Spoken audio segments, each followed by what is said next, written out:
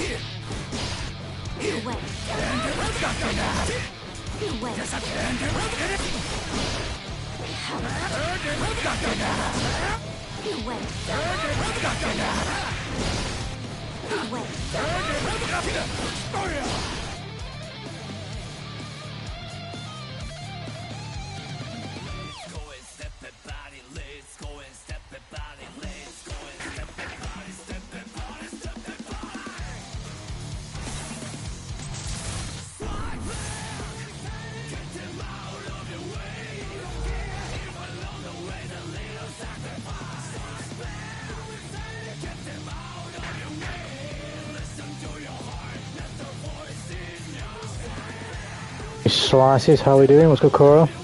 Exactly what I know for our exams. Bro has been doing the education. Hope you've done well. I hope you're chilling after that because that just sounds painful. That sounds painful. What's good, Stan, as well? Tyrant Rogue, yes, indeed. We are playing the bad guy today. It's been too long since I played this game, so. Feeling this as well as Gucci. Oh shit, I got on my first time today, and boom, Tanuki jump scare. Let's get your points back. Good to give me yesterday. I'll also be sharing about half an hour. So, Matt, whenever you're ready, I'll be on for about 3 hours tonight. So, if you're on about half an hour, just let me know, man. We can run some. You think Tanuki's a liar? He's only got a line about all he stays for chapter 2. That's pain cracker. Oh, I can't help it. I try to get stuff done after work, but I'm just fucked. Like, mentally, I can't fucking do it. I rarely even stream after work, and this is a lot easier to do, to just like hop on and just play a game. But mentally, I'm just not there. Like, I'm not in a conversational. I'm not in a creative mood, and I'm not remotely in a conversational mood. I just want to be like silent and just fucking rest after work. So I didn't write at all this week. I wrote a bit this morning. Well, before stream, basically. I was doing a bit today, but I've just been fucking feeling so languid today, so I didn't even do that much, but. Oh, we're on 26 today. I think it's unlikely I'd make the end of this month.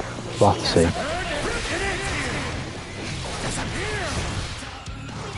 Yeah.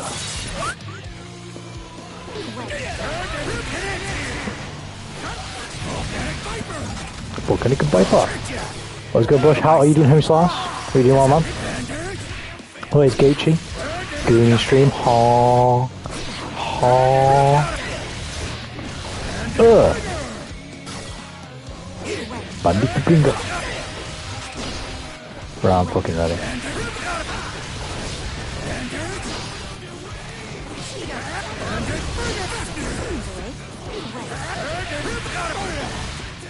Oosh.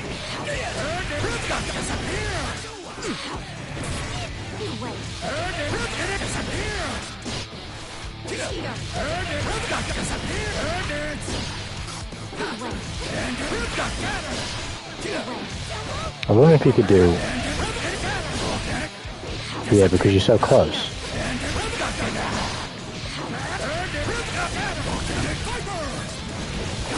You can, but that's not what I'm trying to do. I'm trying to do it instantly. That's the one. That was pretty difficult.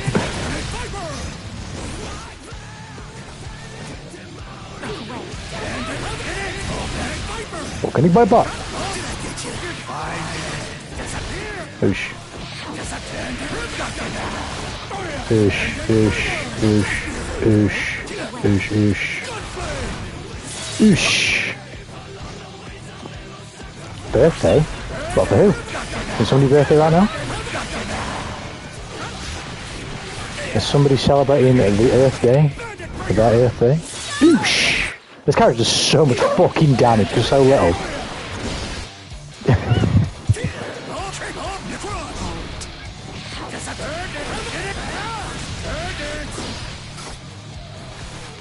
Feels like you can just always do something that'll just hit like 7 billion damage. I'm not even using Wild Assault. I'm doing good, but the firing meeting sort of sucked. The absolute inability of my unit to coordinate anything ever is baffling. It didn't sound like a good time. It does not sound like a good time. It's good that you're good though. It's good that you're good. So that sounds like some pain pecker. Oh shit, Nico, what is Gucci, homie? Hope you're doing well. Kingdom Hearts back when, dude? I don't know. Funnily enough, right, today I was thinking about this, and we were just talking about this in the Discord about Stellar Blade, right? Although I didn't say what I'm going to say now.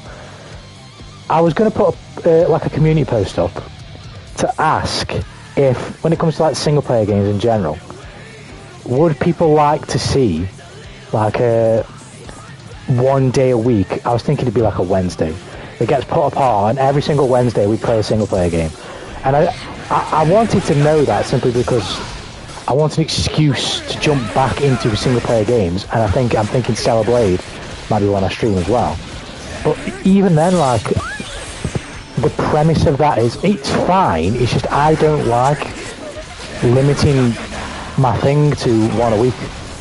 If I do more than 1 a week, then I'll have to stream less fighting games. And with single player games, I don't like playing for like 2 hours, 3 hours, 4 hours. Like if I'm playing a single player game, I want to play for like 6 hours, 7 hours. I want to have the whole day set, even longer than that. I want to have the whole day set aside so I can just play and just immerse and experience the game. With what I'm doing now, with how much like I spend time writing, I don't really have the time to do that. And I'm not even fucking on schedule. well no, I'm not, because I said the 23rd that I'd put the second chapter out, and I didn't, so... By no means am I perfect. Like, I could definitely be a lot better with my time in terms of, like, there's times where I procrastinate too much and I don't write enough, or X, Y, Z, or whatever, you know what I mean? But I'm not perfect in that regard, but as it stands right now,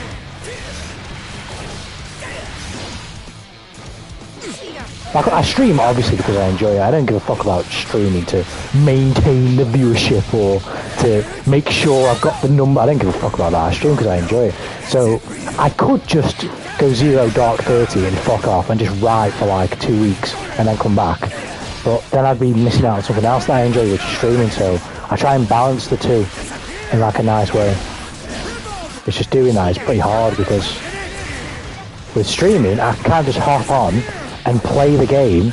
It doesn't matter, I suck most of the time anyway, but it doesn't matter if I suck or if I play well, I'm playing the game, and like I don't really even give a shit about that. It's just about hanging with the homies, you know what I mean? And having fun.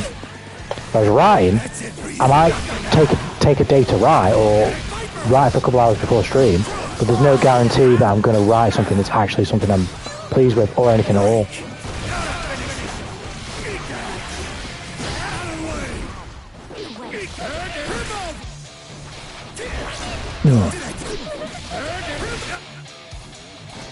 Right, I'm ready.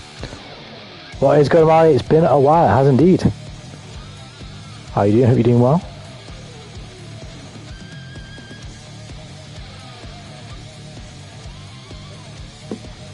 Did they teach you how to edge Sigma to Sigma? Oh, god damn. But overall, I've been Gucci. Hope you're doing well as well, Nico. Finally off on break again, so I'm so relieved. I was so stressed. I've been busy. Been busy. I like the Kingdom Hearts streams. I love the Kingdom Hearts games from the ones I've played. It's the Kingdom Hearts series is fucking incredible. I was thinking about this the other day, about like my top 5 like games ish, and like what they are. I say ish because the top 5 isn't really 5; it's more than that. Like joint number 1 for me right now is FF16 in Persona 5 Royal, and it would probably be a 3-way fucking deadlock after I finish Final Fantasy VII Rebirth. But then after that, it's kind of a toss-up, and I don't really know. I was thinking maybe Sekiro Shadows Die Twice might be second, or Elden Ring, and then after that I think it's probably a tie between Kingdom Hearts 1 and 2 for third. I don't know which one I like better. It might be Kingdom Hearts 2 by an ever so slight margin, but they're both amazing games. Fuck off. Fuck's sake. This is a great start. For fuck's sake. We have a mod now. We have mods in the stream, right? Because, I don't know if you can remember, Nico, from streams a while ago, but YouTube, like, censors the chat. And what we found is that if you make someone a mod, they basically don't get censored.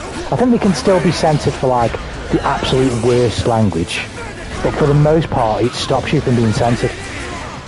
Like, we had a time when Justin came in the chat and he was trying to say some stuff, and he wasn't modded, and he was censoring like loads of his messages. So I made him a mod and it just stopped censoring him.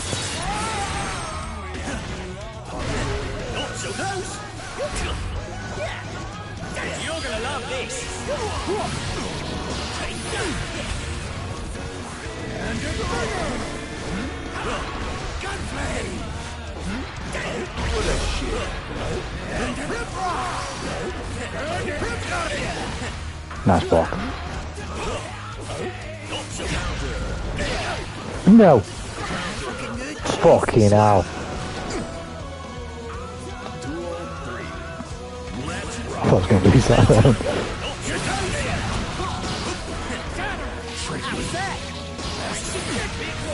Racing Geki.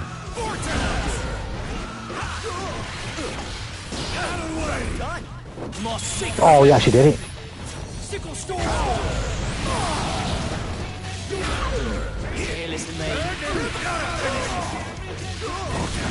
I don't want the wall smash here, I want the Oki. There we go. Good. Can I have a mod? If that's the case, then Swell Axela. 100% a homie slice, I've got no problem with that. Let me just do the thingamajigger and make the... there you go. There we go. Right, should be done now.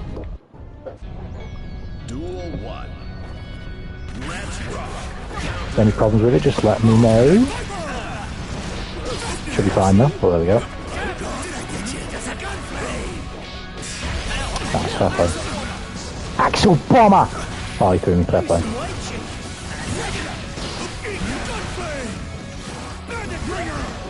But yeah, that's, at the moment that seems to be the solution. Well, it's not the solution really, because it does still censor you, but it's probably for very particular things. It's nowhere near as frequent as it used to be. He's probably gonna like, what the fuck? Bro, he literally manipulated time right there.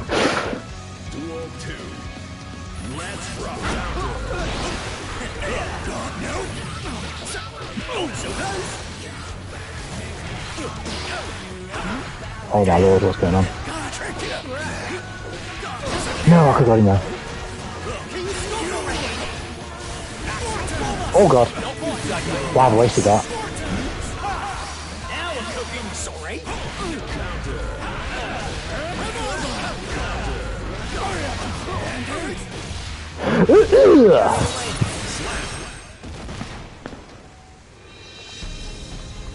Your skills still need work.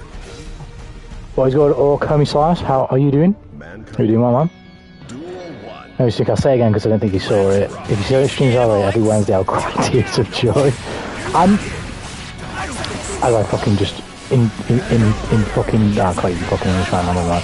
But fucking I would like to stream Stellar Blade, but I also think it looks really good.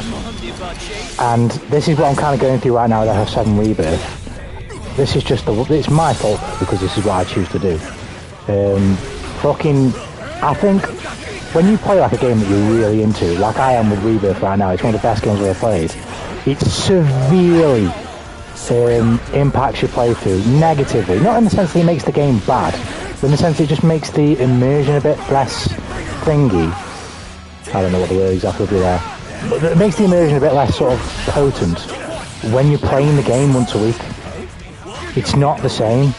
Like when you just not necessarily steamroll through a game. Because when I played FS16, I didn't really do that. Like I did finish it in like what 2 or 3 weeks, but it was paced. Like I didn't absolutely bash the game. There's some days where I wouldn't really play it because I didn't want to finish it too quickly. Whereas with this, like the game came out on February 29th, and I got it a day later. 29th, 28th, whatever the fuck it was, man. I got it a day later, I think. I've still only got like 46 hours on the game. I've barely touched it.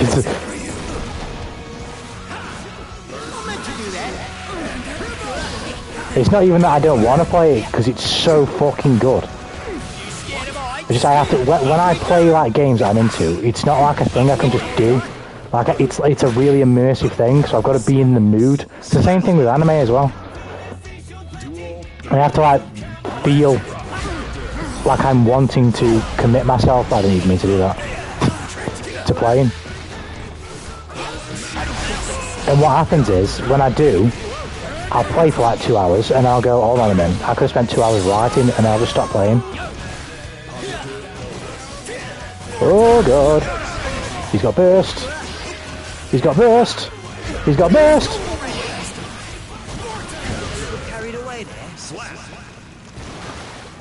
But yeah, I end up psyching myself out of playing or watching anime because I'm like, well, I should be doing this. That's what I should be doing. But I just don't.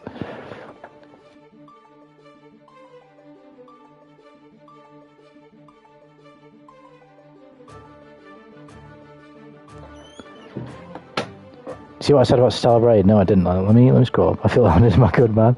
No problemo. We already talked about the stupid controversy around Stellar Blade. You know, you want to get into that. I've seen... I know I've not spoken about it on here, but I've seen bits of it, but I've not really followed. I've seen stuff about, like...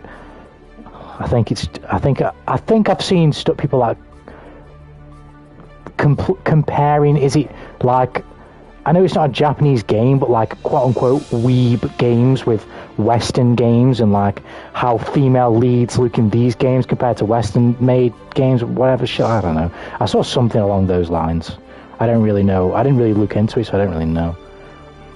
Stellar Blade, do you mean that extremely sexy Japanese game, not like that extremely sexy Western game, Hades 2? Yeah, that's kind of what I was on about. Like there's kind of like a comparison with the way that characters are sexualized in the two sort of types of games. I saw stuff about that. I don't know much about it. I don't really have... The only thing I have to say in general about like hot characters in games is like, doesn't that just seem mad obvious to me? Like, who wants to play a game as the pig god from One Punch Man? I mean, you might do, but like, it's not necessarily going to be the most pressing choice. I don't know. It's just not. So you have to be in the nude. God damn. Well, that'd be some craziness if I did. That'd be a real weird way of getting immersed. Just skin to game immersion. That'd be insane. Yeah, if you want to play Stellar Blade, Stellar Solo to enjoy it harder, I get it. This is the thing with single player games. This is why I didn't stream FF16. If I really like the game, like, as much as I did enjoy streaming Kingdom Hearts, there's definitely a... Oh my god, what is this game? We're lagging all over the place. As much as I have still enjoyed Kingdom Hearts, and it's still become one of my favourite franchises that I've ever played, it undeniably would have been a different experience for me to just play it by myself. Because I just play games differently. I play games in a way that's not enjoyable to watch. It just isn't. Like, I'll play FS7 and I'll sit there for like 45 minutes just talking to myself about like lore implications of what the fuck's going on, and just looking at places and just fucking like when I play the game in the open world, I very rarely use the like vehicular or chocobo traversal because I feel like I'll miss shit, so I just run everywhere, which takes ages.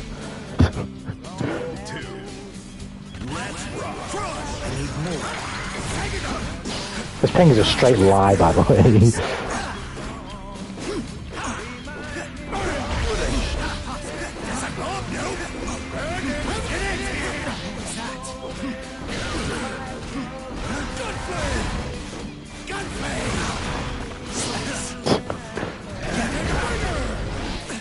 Jesus Christ, oh my god. This'll hurt. People bitching about the design of the main character saying she's too sexualized, and then there's several people praised how sexualized Aphrodite is in Hades too. Yeah, I tend not to pay attention to that type of shit because I think it's fair to make the point in the sense that say I don't like it when games do this. I think that's fair. You can always say that. But when, like, if you try to say it shouldn't be done, that's when it's a problem. That's when it's stupid. Or when it's, or if you're trying to say it's got some sort of subliminal messaging to it, some hateful, I don't know, ideology behind the scenes that they're trying to fucking sneak into our games. I think that conversation is a conversation that you can have. But you've got to be able to preface your points with a, this is what I think, I have no idea whether this is true type thing. That never tends to be how those conversations go. It's usually, this is what's happening, it's infesting our games. Pathetic. And the people who don't believe it are stupid or smart. I think sexualization in games is whatever, like, who doesn't love some titties and big pets, man? Fuck, stop whining. 100%. 100%. Really, it's like, people in general don't want to play characters that aren't attractive to them. Even if you're not going to necessarily use the word attractive, appealing. Like, everybody has their own taste in terms of, like, character design, right? If you, to use the simplest possible sort of example, like characters with, like, blue accents in their colour scheme and spiky hair, if I give you a character that doesn't have any of those traits, it is not completely fucking inconceivable that you might not be into that character. You know what I mean?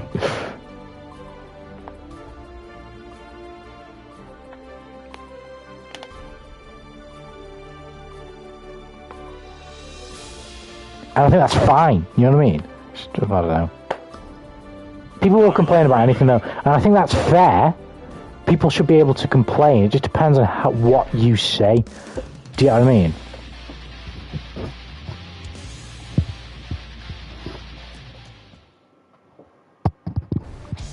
But anime's like that as well. Oh shit. What the fuck is what?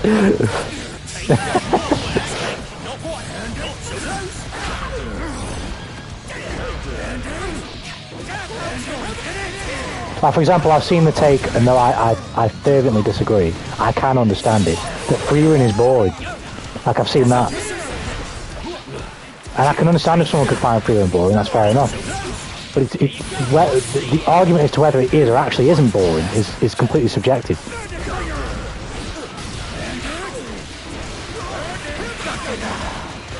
I would personally find it an unreasonable argument, but I can understand that that doesn't necessarily mean that someone's not going to find it boring. If somebody finds it boring, they find it boring.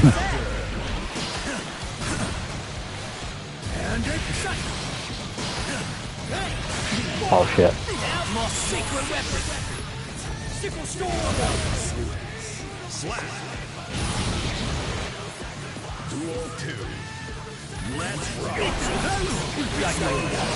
These pings are painful. What?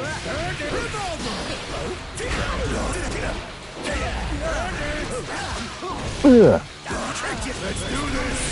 Very not close enough. That hurt him though.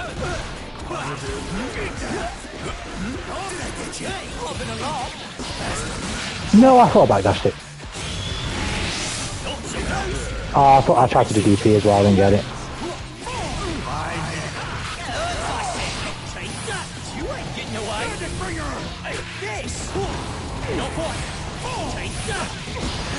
was hoping he'd do a normal and I'd hit him out of the normal with a DP. Oh, fucking dead.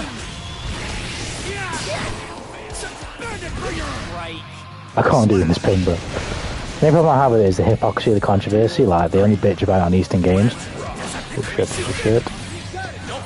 No one play about the sexual content in Baldur's Gate. Yeah, I've not played Baldur's Gate yet, but I'm very much aware that there is that is an aspect of the game. If anything, it's like glorified.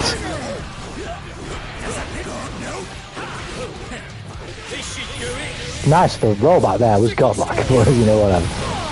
I've only just noticed this guy's name. Meme Stolen. That's a great name. Oh god. Oh my god, look at the fucking damage. He's fucking dead? Oh, he's not dead. He's dead now. Jesus Christ. Hey, what is good? Venom Asuka's the hot. Asuka's a hot individual. He's a hot homie size. How you doing, homie? What is good?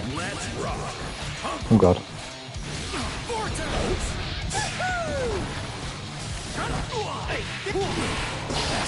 Well, I tend to, and this goes kind of in all contexts about all things. When people like have discussion like that, and it's not because to me discussion is where it's where opinions of the like are voiced, right? But it's not with the intent to sort of one up the other person involved or other group or whatever. Like, it's a discussion where you express your opinion and you can say X, Y, or Z, but you also fundamentally understand the other side.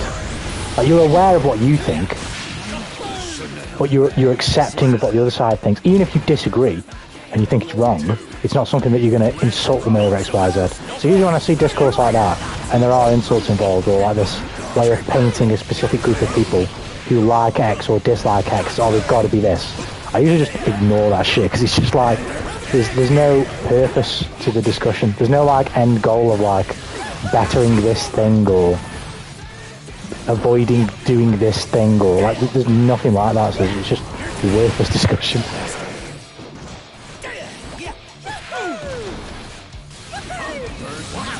Ouch.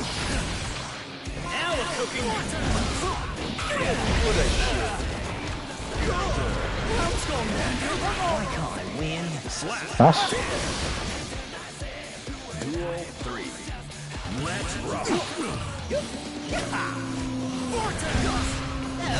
No. I don't know, waste these bursts, not bad.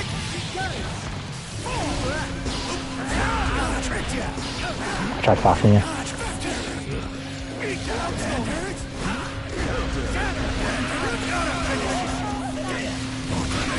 I missed a clean hit. But he's in the grave.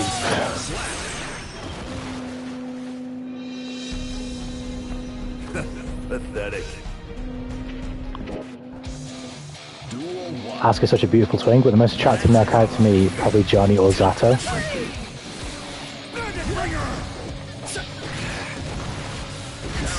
I guess Testament doesn't really count, does he? Because Testament is like both and neither. Isn't that Testament's thing? Testament is both and neither. Either Testament is both and neither, or Testament is one or both whenever they decide to be. It's one of those, right?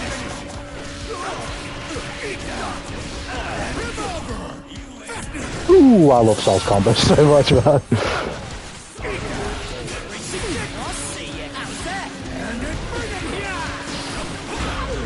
Oh my god! No, I messed up the combo. Also, let's go. Yeah, Testament will be. Testament will be my number one.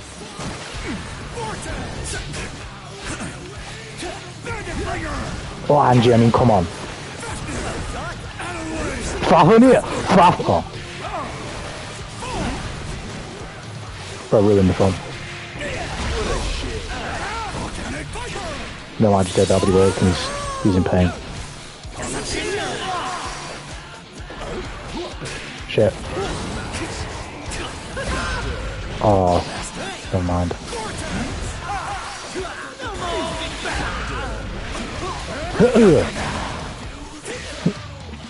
Nah, bro. You can't be pogging on me when you were already kinda lagging. Unless maybe he didn't do that. Who knows? It does look like he did though. Who knows? Who knows? And people are usually like, I'm right, others are wrong. I don't care. You're right. There's no purpose to discussing it, I suppose. It's just that the hypocrisy really bothers me. This is the thing though. That's what they're trying to do. They're trying to bother you with that shit, and that's why I ignore it, because it's like, if it's purposeful discussion, then maybe you can establish some sort of like foundation for what you as an individual like or dislike, you know what I mean? Or maybe you can realise that you might have liked something that maybe you shouldn't, that type of thing, you know what I mean? But when it's just to insult people, it's just useless. Like, well, it doesn't achieve anything or do anything.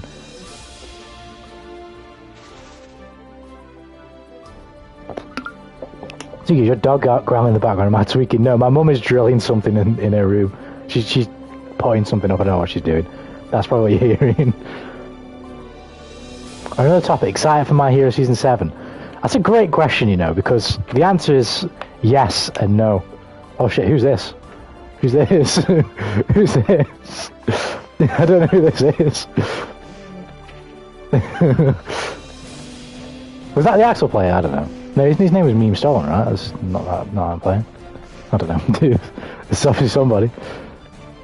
Who did he play? I think it was Sen, right? That's all. I know it was Johnny. I don't know. Who knows? But what's his face? Yes and no. Yes, because I do like My Hero and I think it's good. No, because story-wise, I don't know why I just pressed circle there. Story-wise, I've kind of already spoiled myself a bit, so I won't say what I know. But I'm just hoping that it kind of... Season 6 was a really good, like, step up from everything else. I'm hoping Season 7 goes even further than that, but I just don't think it will. And with My Hero as well, I'm thinking, I don't know if I'm going to do it yet, because I just don't have enough time, I don't read enough manga anyway. But I'm thinking of reading the manga because the art is incredible. The art is absolutely ridiculous in that manga. Unbelievable.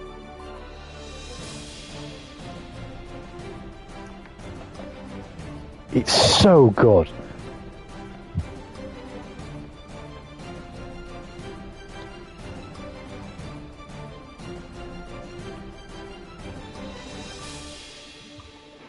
Also, you asked me how things were, I never answered. I'm doing good. Me and my wife have both been great, that's awesome. I'm sick currently, well that sucks, but you know, it happens. I have a bit of amnesia, but I'm doing well. Okay, yeah, I get what you mean. It happens, you know. Getting sick fucking sucks, but...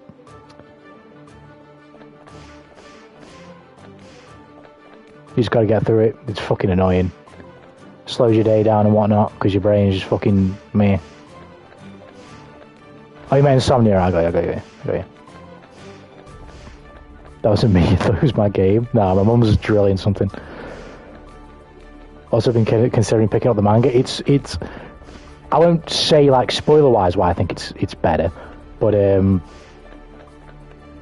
art is incredible. Like the show is good at times. At times the animation is really great, but for me personally, My Hero up until season 6 at least, and even then season 6 isn't perfect, but up until season 6 the story. No, let me actually lay it out right. Season 1 is great, season 2 is fine, season 3 is meh, season 4 is fantastic, my favourite season before 6. Season 5 is shaky, but then it really picks up at the end, and then season 6 is like the high, like it's finally fucking got to where it needed to be. Granted, a lot of the previous seasons enhance its plot points at this point because of the narrative legwork that's been done before that, but it's a show where its story isn't the greatest aspect of it. JJK is a good example of this, right? Until Shibuya. Oh, is this person here? JJK has got until Zero, right? Obviously the anime season 1 came out first. For me, JJK season 1 wasn't really all that for me. It was like, yeah, whatever. Like, it's good, don't get me wrong, I enjoyed it, but it wasn't really all that to me. Only when I saw JJK Zero did I see the potential of, oh, this series is nuts, and that's when I decided to read the manga, because I was like, I can see it now. If JJK season 1 had the animation of JJK season 2, I'd have loved it just as much. because it didn't really have the narrative like resonance with me. But it would have been presented in such a ridiculously cool way, they would have been like, yeah, whatever, doesn't matter. Whereas season 2 had both the narrative, like the 6 stories, and amazing animation.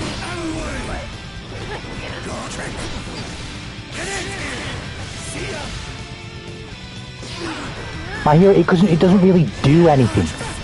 It doesn't really do enough for me. It does have some really great storylines, particularly season 6.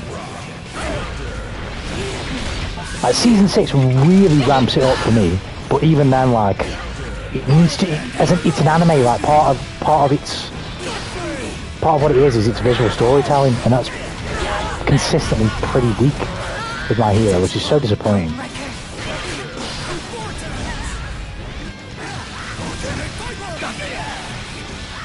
Oh shit. Oh shit.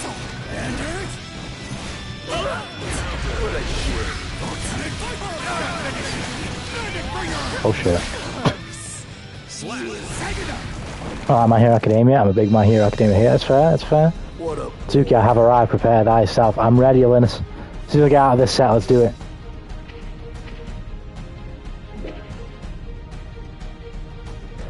JJK. Yeah, Jujutsu Kaisen, yeah. I'm trying to think of another show. I'll use the Monogatari series as an example, right? The Monogatari series has literal 25-minute episodes of just talking. Like, no other action than just 2 characters talking.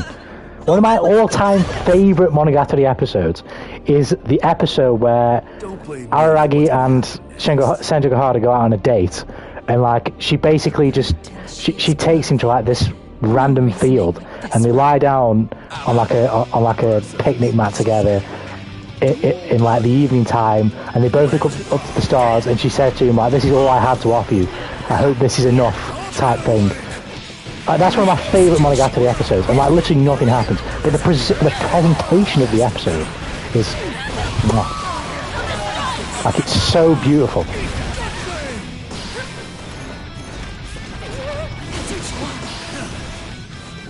Oh god. My Hero just misses the boat on that. And this is why I think I'd enjoy the manga more, because even if the story doesn't really ever go anywhere where I want it to go. Nice. The art will absolutely make up for it because it's insane. I've seen enough of the art to know, like, it's so good.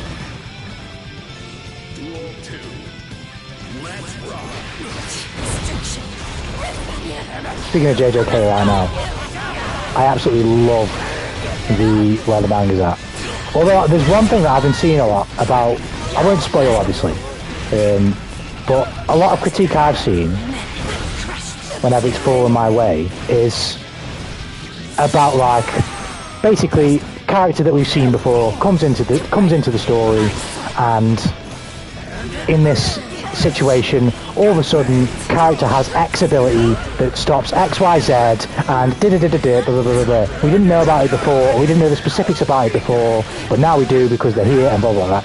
I get it, but I think this has been like a Japanese anime thing since its inception. So it's like, I get it, but this is nothing new at all. Like, to me, this is completely and utterly normal. It's something that I personally don't want to do with the things I write, because I can get how it can be. I think anime, as it obviously adapts to manga most of the time, obviously, usually, suffers from the in the now storytelling. Like, it's a lot of times it's not subliminal enough towards like what characters can do. It tends to just introduce them when it decides to do so, and then you learn then.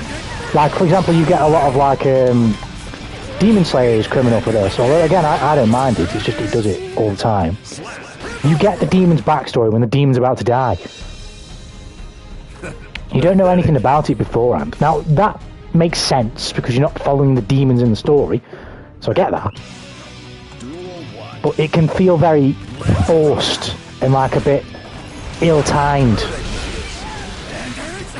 When you just had like a drawn-out fight to the death of the demon, and now you're essentially almost sort of being guideposted, maybe, if that's the word, to feel sorry for them. When it's probably not that. Maybe for like specific demons that the author might have favoured, it might be.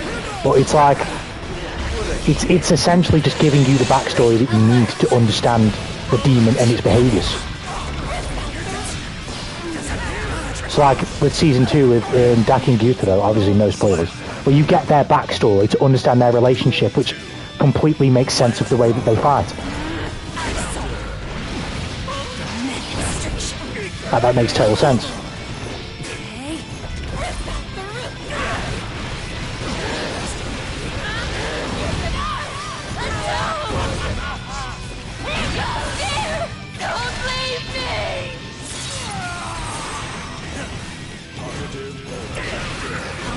Ouch, ouch.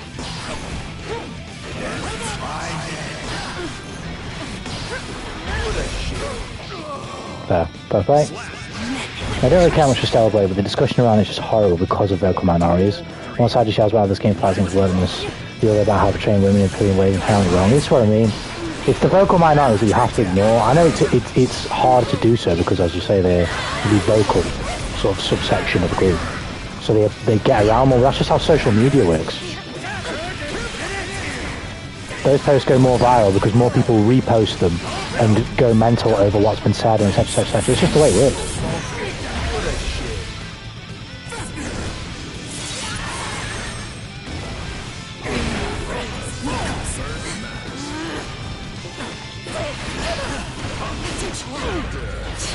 This is not good.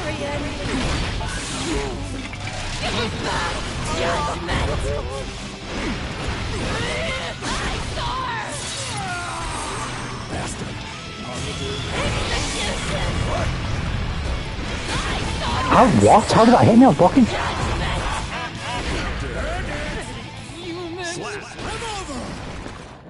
All I know about Monogatari is a toothbrush don't see. Monogatari is crazy, that's for sure. Can't disagree, I really love the animation of My Hero, but that's fair, it's fair. Me personally, it doesn't do enough. But you know, to each their own, it's fair. I get you. JJK's last fight is so drawn out, I want to end myself. I'm not gonna lie, I completely disagree. Like, he has been... I can't, no, I need to shut up. I need to shut up because I'll spoil, so. For me personally, like, this makes sense. It makes complete sense. Where's Alenus, by the way? I'm blind. Oh, he's here. For me, it makes complete sense why it's this way. It has to be this way.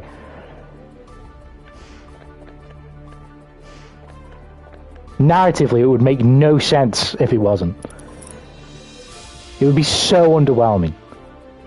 Are you ready?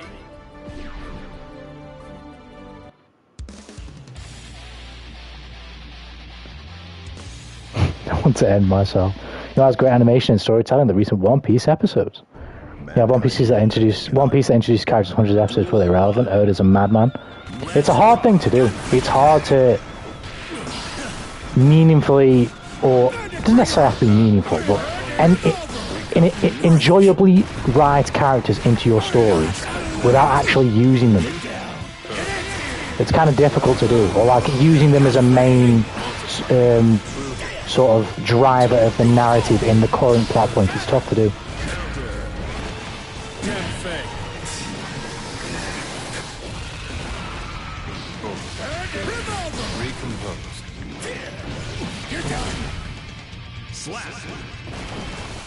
But one thing that I think JJK is suffering from, though, is that constant new character comes in, oh, he has this thing, this could possibly work, this works in this way. What should have happened, or maybe it has done and I've just missed it, because I can't remember everything for every story ever for every character. But early, beforehand, you need to kind of infer that certain characters' abilities can have certain impacts and do certain things, or have certain limitless potentials that we don't necessarily understand, or even they don't understand, so that then you can pull that card in this situation.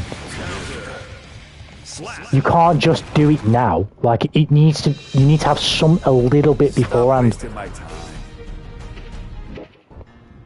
Some characters do.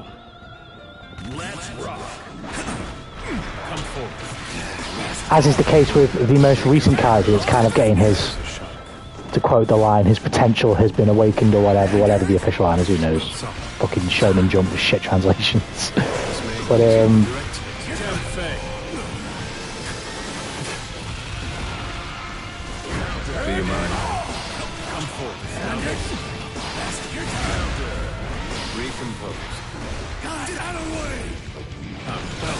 I think it's definitely, I don't think it's bad storytelling. I know, like, for example, some people usually say, like, you can't critique X thing because it was the originator, or like the thing, like this is the thing that inspired everything else. Like, and the sort of pulling power levels out of your arse and pulling abilities out of your arse last minute has like been a thing in these stories for forever. I don't think it's bad inherently. I think it can still work. I just think it's a situational thing.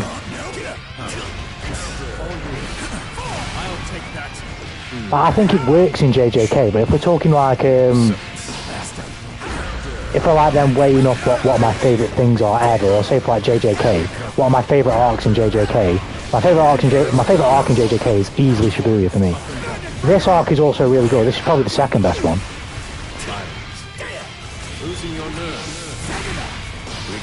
I did not know that would work. What the fuck? But my favourite arc in JJK is Shibuya. My second favourite is probably the one that's going on right now.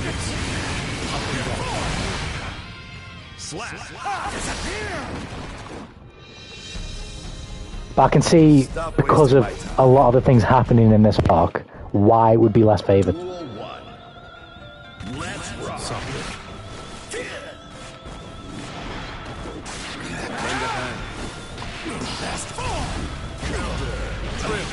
Ouch.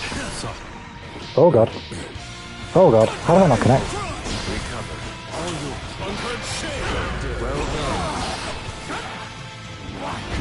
I thought I had the bar. I grabbed him and then wanted to RC and jump up and grab him. No, I'd mess up the mango. Nice. Oh god, nice.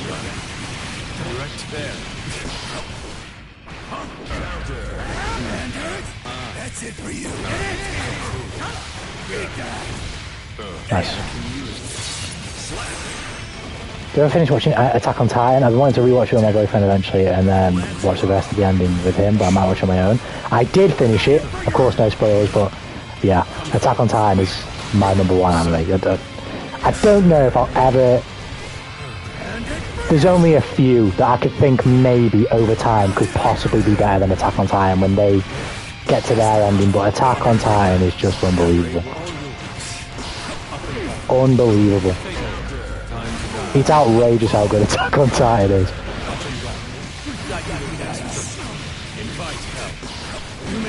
I woke up command grab.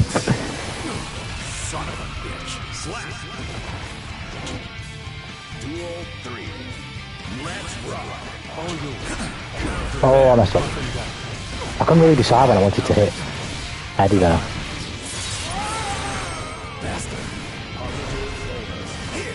Oh god.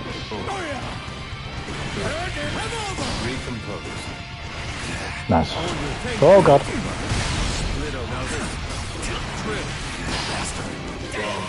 I probably shouldn't have done that, but I just didn't want to deal with it.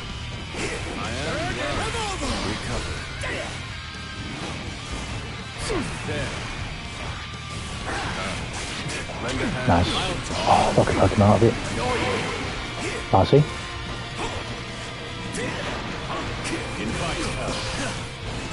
No. Nice, good shit. Good shit.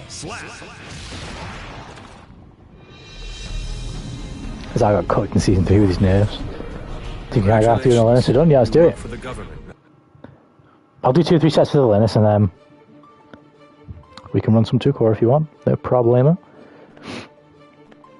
I asked about Attack on English. I only ask about Attack on Titan because I've seen no one talk about the ending, so I'm really curious if the consensus is it's good or not. So you like the ending. From what I've seen, and what my brother saw before we saw the ending, is that the consensus around the ending is bad. When we first watched the final episode, we were both also very, very, very confused. And there's one big problem with it. When we first finished it, we had multiple problems. We enjoyed the episode, but we had multiple problems with the ending. But as we talked about it more and more and more, we further understood now this ending is nearly perfect. There's just one problem with the ending. That's all I would say. And even then, I've not read the manga, so I don't know if it's just a dub issue. The problem was essentially around the way something was explained, basically. It's as simple as that. But in terms of like the overall ending, amazing, absolutely amazing. I think it's so fucking good. I was surprised at how good I thought it was. Because when I first watched it, when me and my brother first finished the episode, we both looked at each other and we were like, what? But this did not make any sense.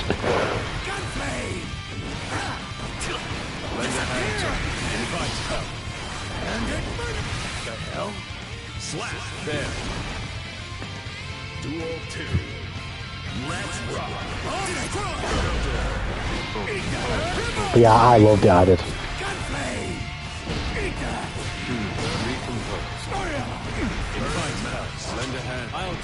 Oh, I missed him. Punch him! Yeah, I think there's only a few anime that I've seen, obviously there's probably others that I haven't seen, but I think they could genuinely be better than AO2 to me by the time they're finished. And they're probably ReZero. I would say Freeland, but it's early, and I don't really know like what direction the show is going to go in. It shows those signs, certainly, but like I don't know where it's going yet, so I need more. But I could maybe see it. It just depends on where it goes. Freeland.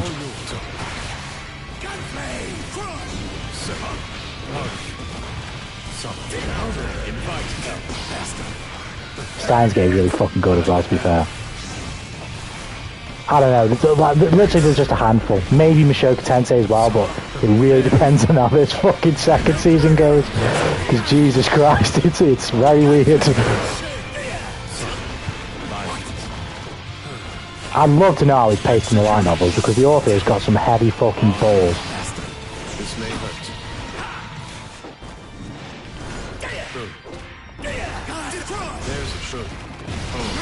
I'm usually not one to complain about slow storytelling. If anything, I think it's more beneficial for me. Like when I'm into something, I love slow storytelling.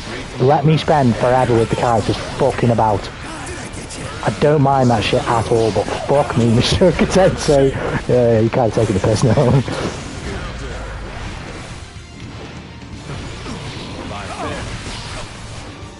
Oh god, I think that's nice, good shit. That's the last couple of arcs. I completely botch it, which I doubt. One Piece is my favourite anime. There's just so much good about it. That's Gucci. I've definitely enjoyed One Piece as well from what I've seen. Although it's so little. From what I've seen, yeah, One Piece is fucking great as well, for sure.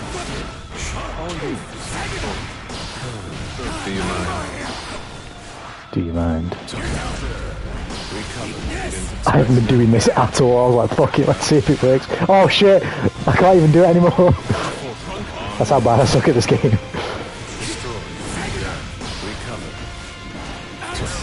Nice.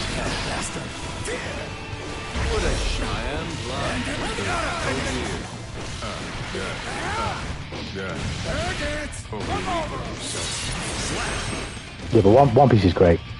One Piece is great.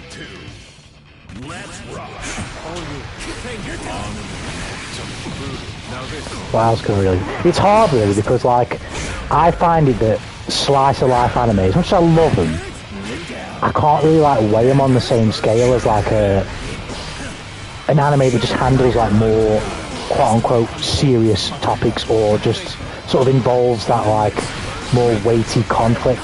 So like, one of my favourites definitely of all time is Bocce the Rock. I think that's an amazing anime. I think it's so good. But I just can't put that like, anywhere near like an Attack on Titan. They're so different, but Stop wasting my time. Attack on Titan is just special. Like those feelings of like watching Attack on Titan, they're not replicated with something like Bocce the Rock, but Bocce the Rock gives you like something else that's also quite fucking awesome in its own right. So, or like a Spy Family.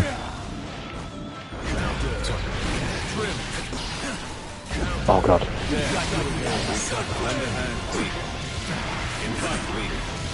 Oh, that's amazing too. But it's not quite, you know, like an Attack on Titan or a Naruto or anything like that. Or Bleach.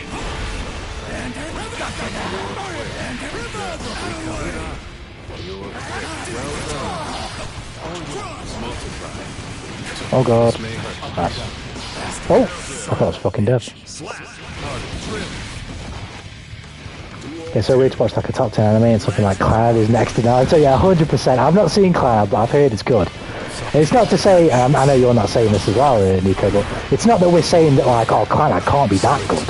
It's just like, it's the different feelings that like these anime that handle these conflicts and like that have these fights or these sort of, I guess maybe you'd use the sort of phrase darker narratives, or I don't know exactly how you'd say it, but you get what I mean, like more mature story, like I don't know, because I'm pretty sure Cloud has got like some mature storytelling as well, but it's like, you get what I mean, like it's a different feeling that you get from these like bigger, grander anime that slice of life anime just can't replicate, but what they do give you is still really awesome. Like they're still amazing anime. Clown is cocaine, I loved it. I've always heard Clown has been good over the years, but I've never seen it. That's what I'm saying, not talking if it's good or bad, just weird. Yeah, 100%, I 100% get it. Are we rematching like Koro play? We'll do one more, if you want, and then me and Koro can run some. That's cool. Unless you're busy, Alennis, that's cool as well, no worries, just let me know. Let's do it. Let's see.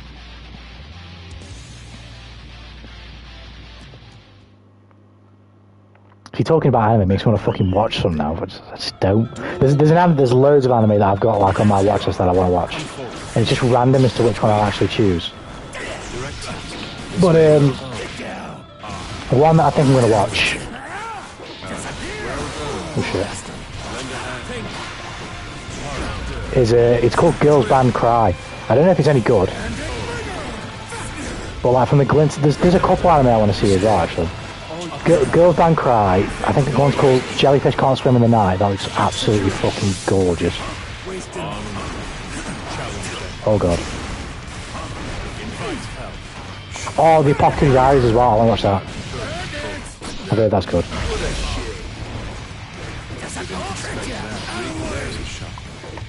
Oh god. Also, this is a mad random one as well, but it looks mad gorgeous. I think it's called Pokemon Horizons. I think that's like the most recent Pokemon that's going on, right? That looks so gorgeous. I want to watch it.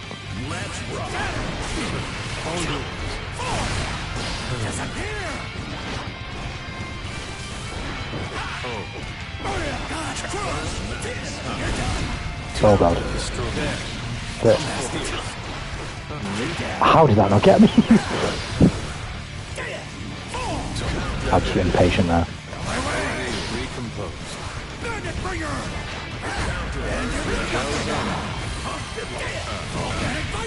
Oh, I didn't get the clean hit.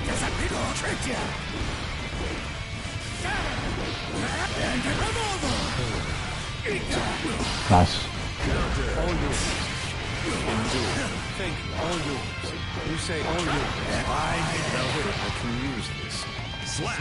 You're going to still in line, reading line. Oh yeah, 100%. 100%. In terms of books right now, what I'm reading is I'm reading Game of Thrones, well, A Song of Ice and Fire.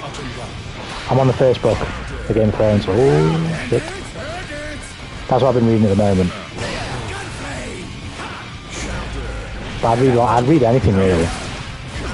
There was one I was reading a while ago, but I dropped it and I can't remember why. I think it's called 3 Days of Happiness, I think it's called. I need to go back to that at some point. And I have another one that I have a physical copy of that I also dropped because I started reading Song of Ice and Fire. It is called, as I glance over to my left, I can't fucking find it. Wait for Me Yesterday in Spring. That was pretty good. I read like 100 odd pages of that and I really enjoyed it. I need to go back to that as well. Duel 1. Let's rock. Come forward. There. Well done. Come forward. Wait. Invite up and down. You got to study the competition. That's what you got to do. As much as I enjoy reading as well, like I'm a narcissistic prick, so that is also why I read. I read because I want to see how I stack up compared to other people who've made stuff.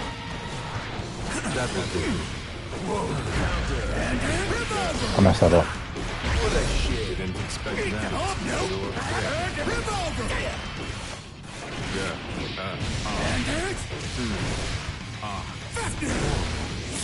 Wild Assault is a brand of cocaine. I mean, Jesus Christ. That's DP, I fucked it up.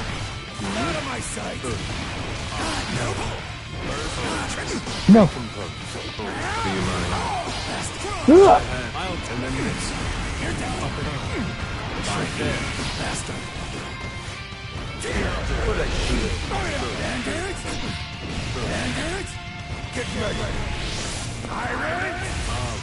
Right. There's loads of stuff I like to read and like to watch, but I never have the time. Manga-wise, I've been reading in my spare time when I do get a chance to read. I've been reading One Punch Man. It's so good. It's so good. I keep up with some stuff monthly or weekly, like JJK and Boruto, and Astro Royale, which just started. That's good. Spy Family, when that comes out, every 2 weeks. What else am I reading that comes out? I swear there's a few more. Oh, I haven't read I think there's 2 chapters I'm missing out on, but Don't Tease Me Miss Nagata, I'm reading that. I know that's nearly finished now as well. Rest in peace. Or Don't Play With Me Miss Nagata, I think it's called.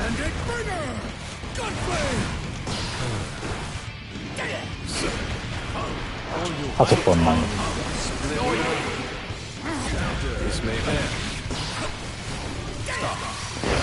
Ouch. Oh god.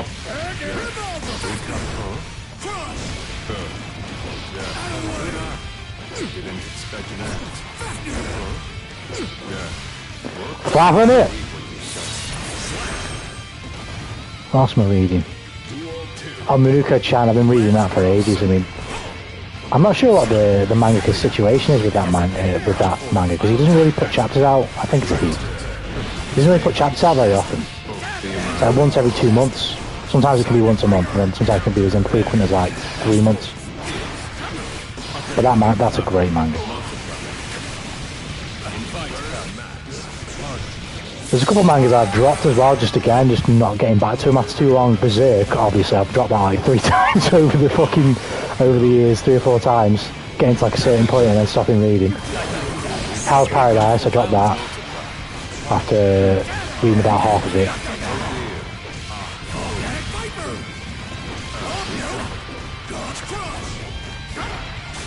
That was a DP attempt.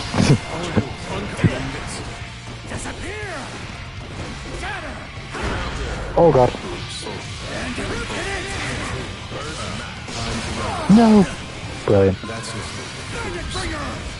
Oh! Okay. There's a light novel a friend of mine loves, but then I got super boxed for what he said. It's called Ari Ferret, I think it's called, yeah. Yeah, I've not seen it, but I'm aware of it.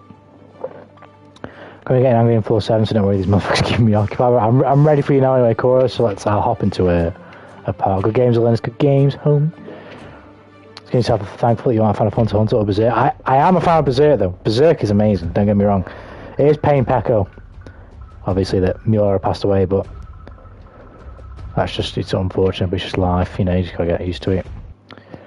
I need to get back into Berserk, but it's just so fucking long. It's not that that's a problem. It's just not good for me. It doesn't work for me and my time schedule. Hunter though, I've been thinking about reading that. Because what's its face? The game's coming out soonish.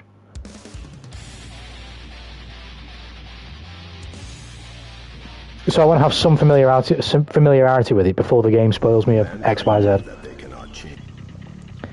Bet you keep best fire. I got you. Let's go.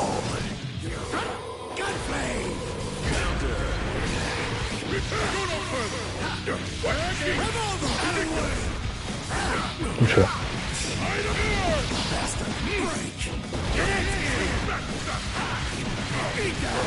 That was so crackhead.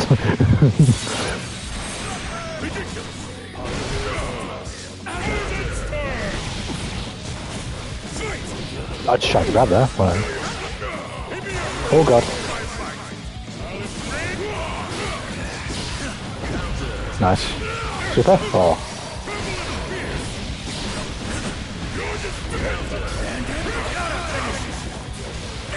No, I messed up the fucking volcanic viper. Good shit. Volcanic viper. What is that? It is, right? Yeah. The DP. The dup. I messed up the dup. Oh, I messed it up again. I was going to hit it. No, I thought it was spot. That'll do. Talking.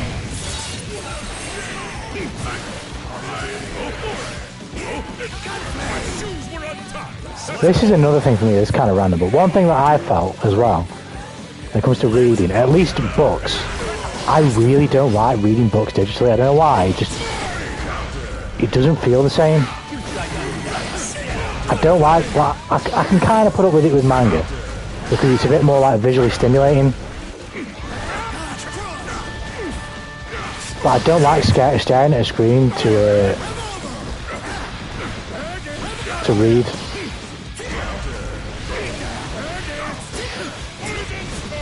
It just puts me off.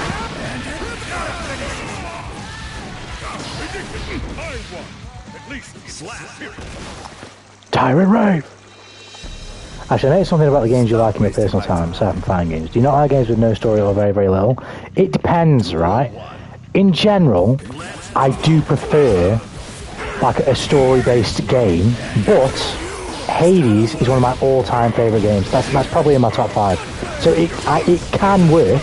Obviously, the story in Hades, but it's not like Final Fantasy 16 where like it's presented sort of in that cinematic game cross style. You know what I mean?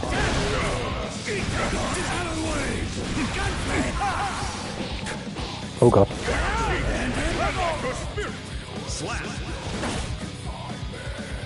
Like it's not got like the cutscenes and that type of thing, you know, it's different, you know. I do definitely prefer it when the game is like a blend of cinema and game. That is 1000% what I prefer. But I can still play a game that's simply sort of gameplay focused, if you will, or if it's not as on the nose with its story. Like you can kind of just play the game and not even really get much of the story because you're just you're just skipping dialogue boxes or whatever. Like you don't. It's not. I don't know if this is the right way of saying it because it kind of makes it sound bad. But like the games I like, kind of either force or throw the story at you. Like it's an integral part of the moving pieces of the game. Like long-winded sections of the game are pure, essentially story. Like it's not even really all that much going on with the gameplay. I like that.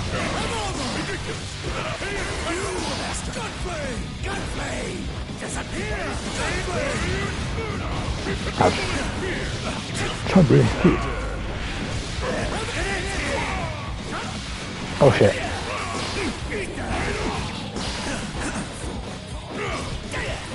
But in terms of Monster Hunter, I was actually... I've watched like Poker play Monster Hunter a couple times the last couple of days, and I've also watched Ridika play, and it's like, I look at it, and it looks cool as shit, and like, I'd love to be into that game, I just don't have enough time. I don't have enough time. I've got such a backlog of games already, that I wouldn't have the time. I don't really game off stream.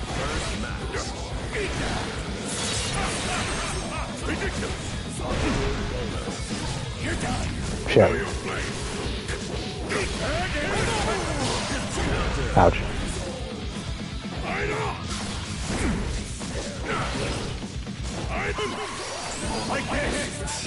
Ouch.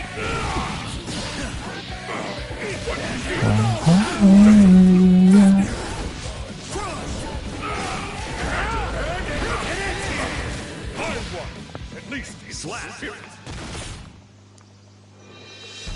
He hates his amazing characters though. I could listen to him talk for hours. That's fair. For me, I didn't really like get into the characters when I was playing Hades. Like, I kind of did. Like, it's not that I didn't enjoy them at all, but like it didn't compel. I didn't feel compelled to learn more about the other characters in the game and about Zagreus' relationships with them.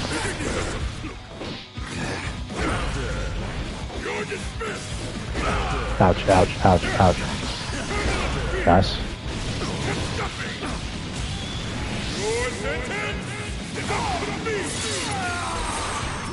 Well, like when I play FF7 Rebirth, I'm like super excited to see like all the character interactions.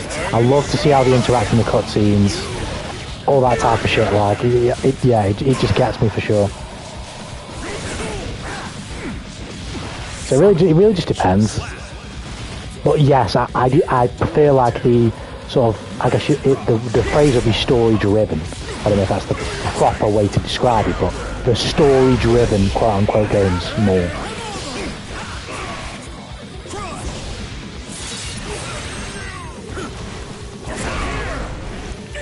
So I think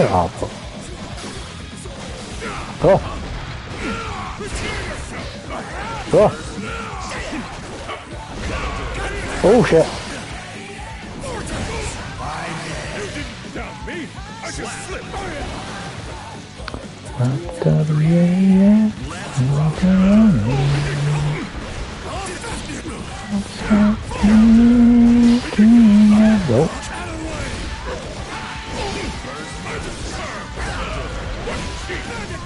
Oh god. He might be dead. These real muffled sounds of guerrilla violence.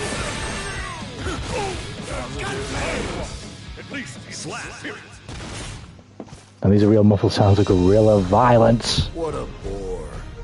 Violence. For Library of Ruin, I know all about reading more than playing games. Oh shit.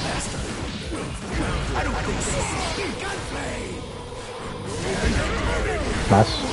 Oh. Command grab. It's a command grab. What? Never mind, I fat fingered. I fat phoned.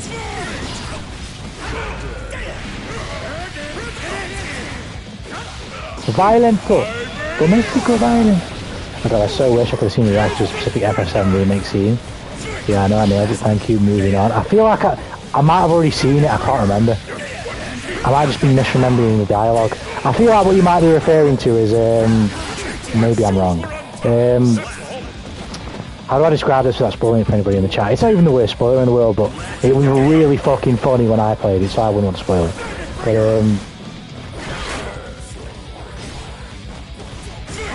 military roll call. Like maybe you could put it that way. Shinra military roll call. Is it chapter 4? Chapter 4. In Rebirth. Oh my lord. That made me fucking laugh. That one team cards. Oh, you're talking about the first game. Okay, yeah. Yes. Yes. Oh my god. I was dying laughing playing that in the first game. Oh man. The FF7 remake is so fucking good. The series as it goes so far. And what's insane is how much better Rebirth is better than Remake. Like, Remake was really good, but Rebirth is like 2 times the game. It's so much better. Yeah, GG's Cora, man. GG's. I hope you're enjoying Leo. You gotta embrace the Gorilla. Gorilla. Welcome. Big himbos fighting each other and making hard, strong noises. That delivery was so good. The voice actor did an amazing job. Yeah, Cloud's voice actor is great. I'm not gonna lie, right? In the first game, although he's fine, obviously, like the voice actor, Cloud as a character frustrated the life out of me. Like, I feel like you obviously have like your characters that are a bit prickly and a bit like harder to interact with, and they're a bit more obtuse. Blah blah blah. Yeah, I get that. But Cloud's way of like conversing with his friends in the first game for me at times actually really frustrated me. I was like, what is this guy's fucking deal? Like, I get it, right, somewhat because of some of the plot points I won't divulge. I get it, but it's like, fuck me, like, be a bit more enthusiastic. In Rebirth, he's like that, and it's so much better. Like, it is so... He's still kind of rigid, but, like, he's trying, and, it just makes it so much better. It's so funny. Honestly, I felt like you were going easy on me, but I'm very proud. I'm not gonna lie, but I wasn't, like, fucking... I wasn't mogging. I wasn't, like, 100% locked in. I was just playing normally. You've picked up Leo quite quickly, Cora. One thing, in fact, let me do it right now. I don't know if you already know about this. Maybe you do, so pardon me if you do. But one thing you have to experiment with this character, I don't know how to do it though, is, you know his, like, side switch thing? You have to do it raw or early in combos to catch people out.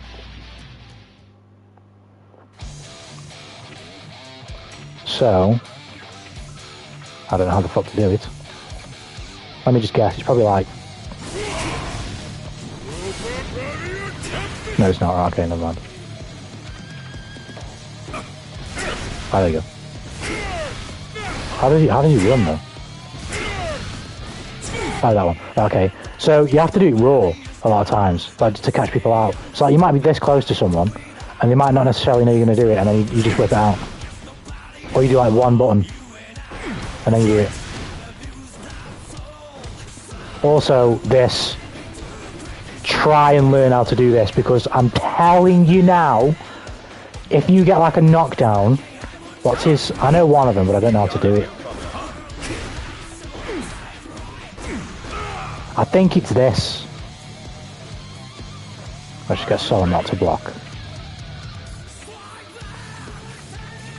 I think if you do this into this, no, it's not that. It knocks you down. The thing that I'm thinking of knocks you down.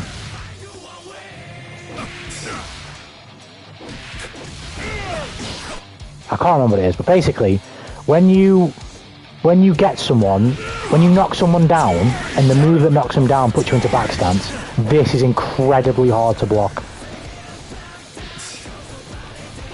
So you just cross them up and then do the fucking low into the overhead. It's fucking so hard to block. You and Moggin has the brain also taking me. Yeah, it was very easy. It's a question because I don't know. Is Rebirth Part 2 of the remake out for well, that's what we led to. Yes, it is actually. Yeah, it is. The trilogy of remakes is going to be 3 parts, is what they've said, right? It's going to be a trilogy. But the series could continue after the trilogy in some sort of way. We just don't know what it's going to be. They said that could happen, it just depends. I think they said something like they don't want the series to end after the trilogy, but they don't know how they would continue it.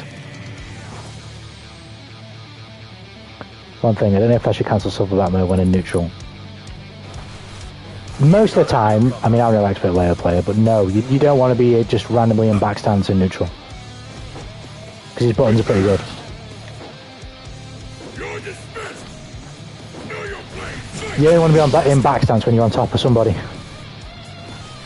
Well, you can grab me, Tanuki. That's why you got to vary the timing. You got to vary the timing. So instead, like, sometimes you can go for this roll and go for the cross up, or you can go for this one. I'm pretty sure this one isn't unsafe. It might be unsafe, but it's probably not punishable.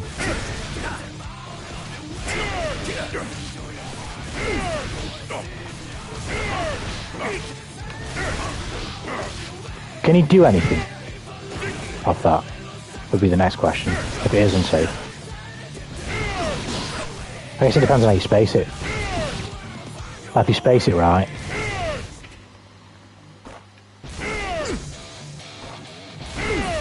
That'll be safe. You play the remake of Crisis Core? I haven't. I don't know if it'll spoil me at all for this game. I don't think it will. I think it's their stories before Rebirth, when they were all with Shinra and First Class Soldiers, right? But I definitely plan on playing that at some point. I'm playing FF7 Rebirth now, so I won't play it yet, but I'm definitely going to play that. Nice, run it. Yeah, I'm definitely going to play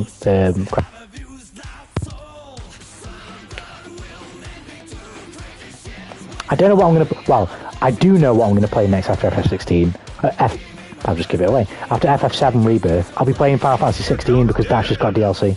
I didn't play the first DLC, and I obviously haven't played the second one, so I'll be playing that next.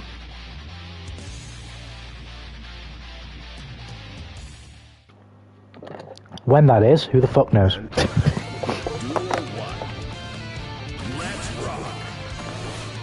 I'm going to play some FF7 tonight after stream. I think I'm going to end at 9 UK time, which is in 2 hours. And then I'll play some FF7. I'll make some food and I'll play some FF7.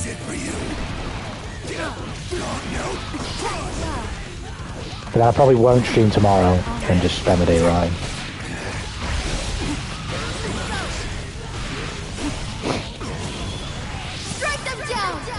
Are they going to miss me? No. Did they fix that? I wonder.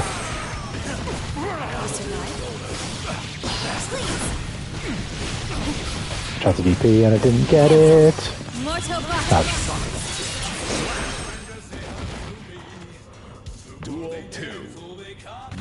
Final Fantasy just hits different for me.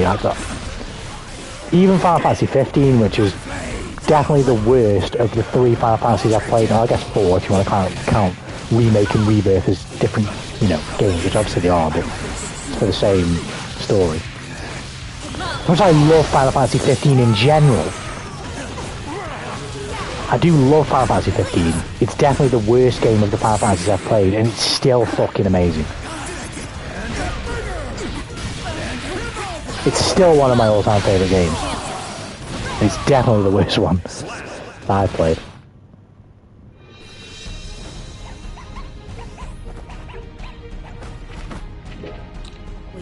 Yeah, so I was going to warn you about. Careful about playing it because it can spoil for the rest of the remakes.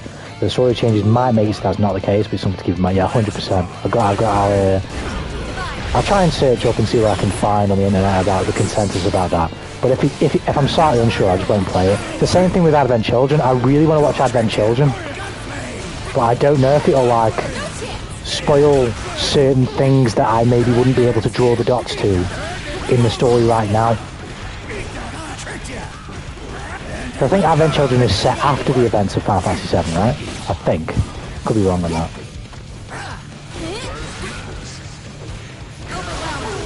But I could learn things from Advent Children that could spoil the story as it is right now in 7. Which is good stuff. Or aspects of the story. I didn't mean to do that.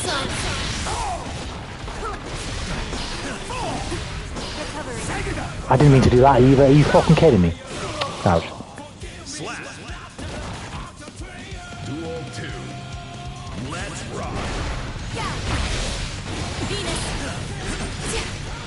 I just DP'd that and get it again. I'm sorry.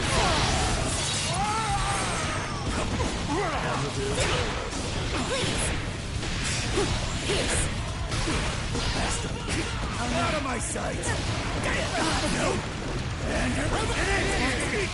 I did get spoiled for one thing in Remake though. I won't directly say what it is, but I think most people who just have followed gaming in their life know that this is a thing. I got spoiled for the thing that happens in Final Fantasy VII that everybody knows happens. I just didn't know it was going to happen this game.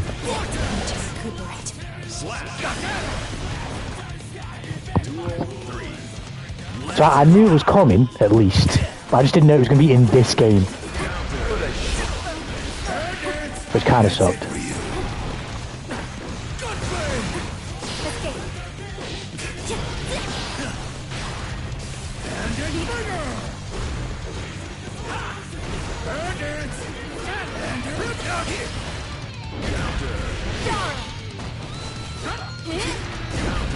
Try to see people at the other side.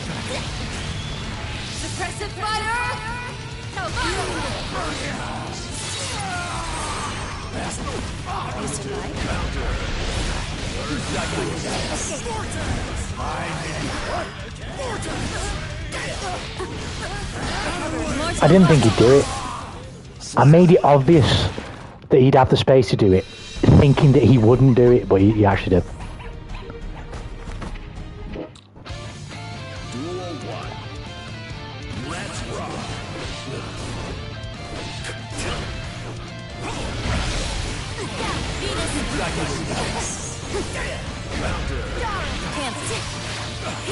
This is difficult. This is real difficult. I can't get near him. Oh god.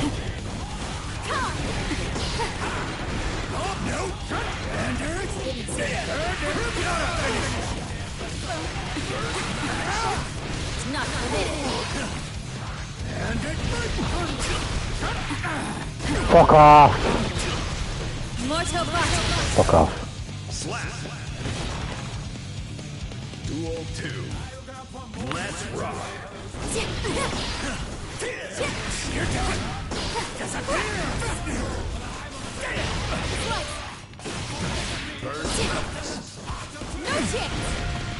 No chance. What?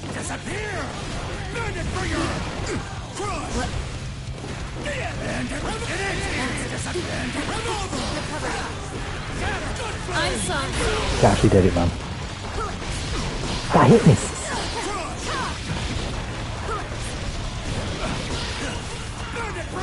I'm fucking dead anyway at this point, for fuck's sake. This guy's good. No worries, Nico, man. Take care of him, Slice. Thanks for reminding the wishes to get better. See you around. No problem, homie Slice. You're more than welcome. Have a good one, broski.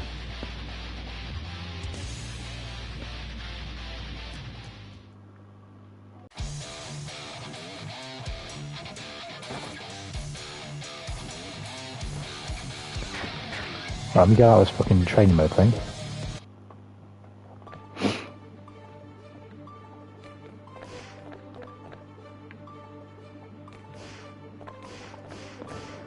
There's too many good games, man. I've just seen the. I wasn't gonna watch it, but I was sharing it with my brother, so I ended up watching it. The recent like trailer for Metaphor ReFantasia. Oh my god, it looks fucking amazing. It looks so good. I can't wait to play that game. Also, I think they've just put them live for the US. I don't think they're live in the UK yet, but the collector's edition. I shouldn't, because I need to be fucking saving money. I didn't even buy Final Fantasy VII Rebirth collector's edition, which I really fucking wanted to do, but depending on the price, I might buy it. It just depends. Like, if it's like 150 quid max, I might buy it. But if it's like 300 quid, which usually is what they are from the ones I've bought for the most part, FF7 was 200 quid, Tales of Arise was 200 quid, I think Persona 5 was 250.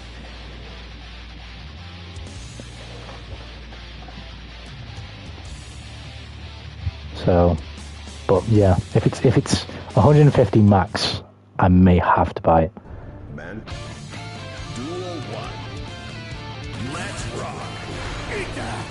Counter. No chance. Counter. Disappear. Faster. Counter. Gunplay. No. Venus.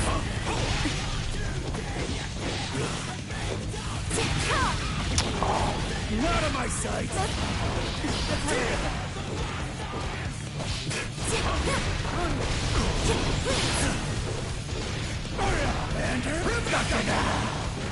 Gunplay! Catch cross! Out of the way! Fafnir! Come over! Gunplay!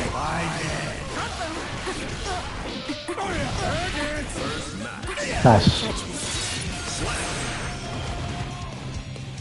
Duel 2. Let's rock! You're done! Out of the way! Fuck off. Ouch, ouch, ouch, ouch, ouch, ouch. I've been wolf back. I couldn't DP there. Strike them down. Counter.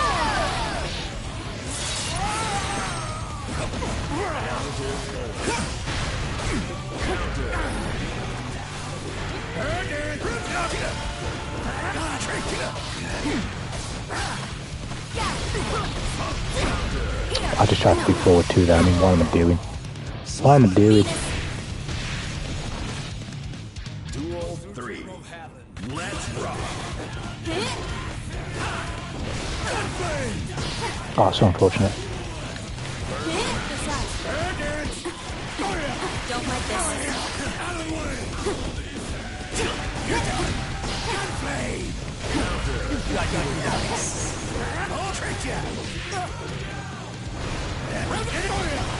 No.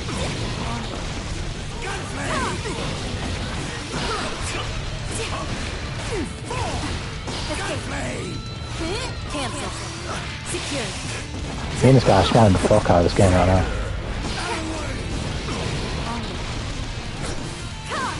No. What's his son? That's it for you! What a shit! Gunplay! Oh my god. Slap! That game was sick. Me and this guy were fucking going after it. What a bore. So, I fucking love the speed of this game when it's going like that. Jesus.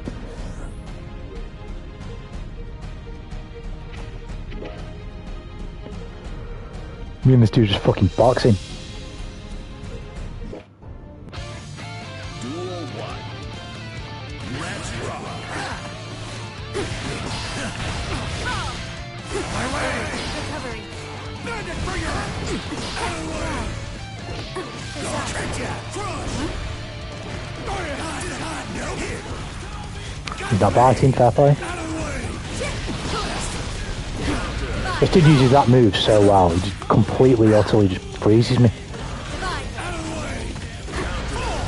I got away with that because I was an input error, and I got away with that as well because I was really stupid. I'm sorry. Nice. Called my ass out. Fair play. Oh, good grab as well. Yeah, fair play. Well, good Jack wants to stream. You're mad good with song. I appreciate it, man, but I'm not that good. I'm okay at best. But I appreciate it, man. How you doing? Well, it's good. This is not the best situation here. Probably fake the normal. Oh, no, he didn't. Oh my god, I'm so grateful he did not burst bait me there. Super. No, I got hit by that again. Super. Mortal battle. What do I do here?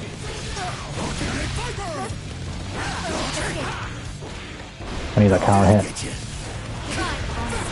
Oh, fuck off, did that still hit me? I was miles away! Ah! No! How did that hit me, bro? I was fucking flying away with the Fafnir. I was zooming, bro. Duel 1. Let's rock! Recovery. I think I need to throw him more, to be honest. He's not really biting a lot to me running in and stuff. I need to make him a bit more scared of that. I'm probably going to go through the wall here, though, for this. Yeah.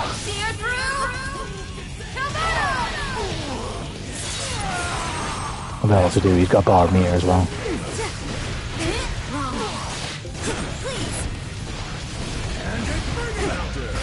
Just defended that as well, are you kidding me? Fair play. Fair play.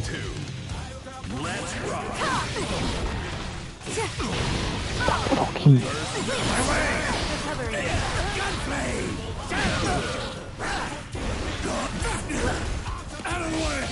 Nice.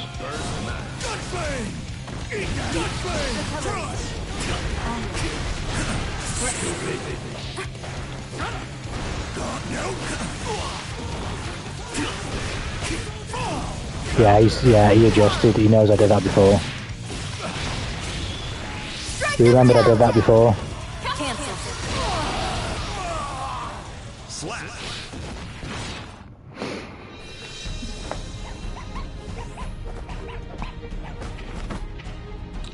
I should have been wiser to that. But oh well.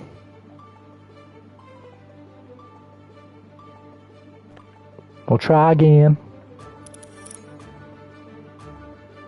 Are you ready?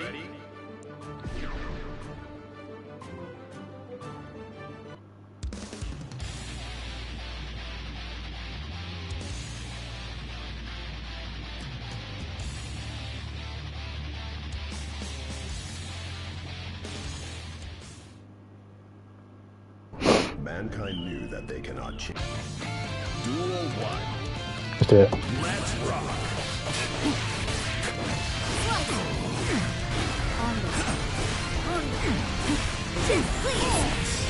She wasn't close enough to get hit by the DP there. You mental! Suppressive fire! Hellfire!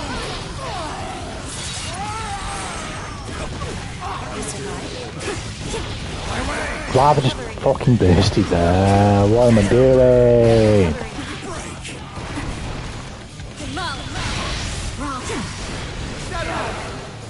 This'll hurt. Recovery.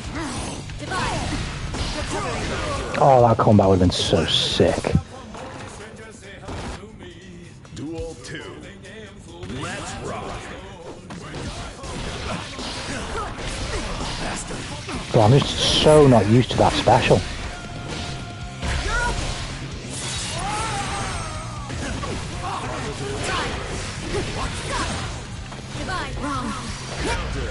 Yeah, I'm probably dead here already.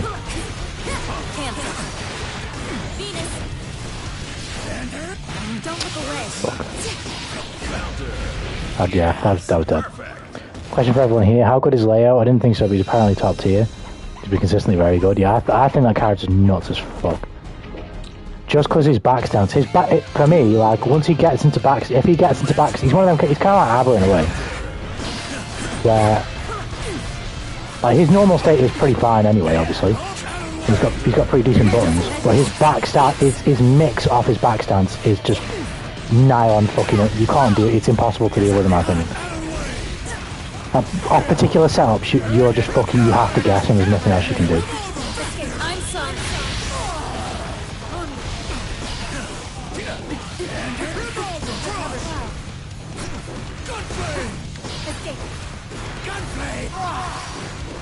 Did I get you? That's a god tricked you.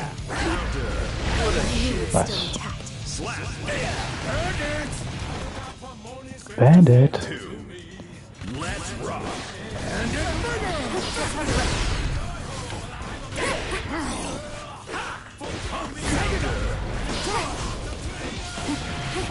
Nope. Did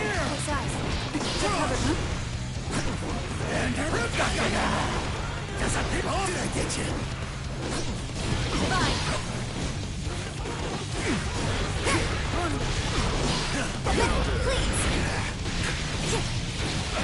First max.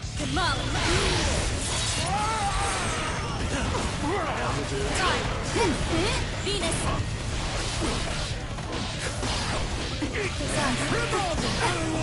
I didn't think you'd think I'd do it, man.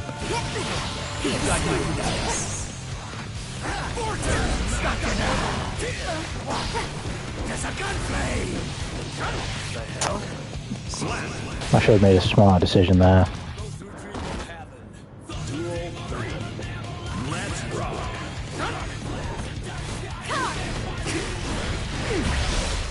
Venus.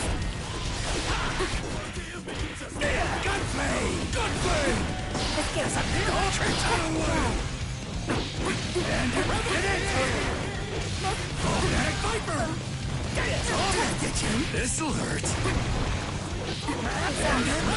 Recovery. Out of the way. Gun flame. Prepping elimination. Gun flame. Nice. Slap. Pretty good. He's top tier. He's called that for a reason. Wasting my time. Agreed. Man. Duel 1. Let's rock. I don't think so. Recovery. God, no.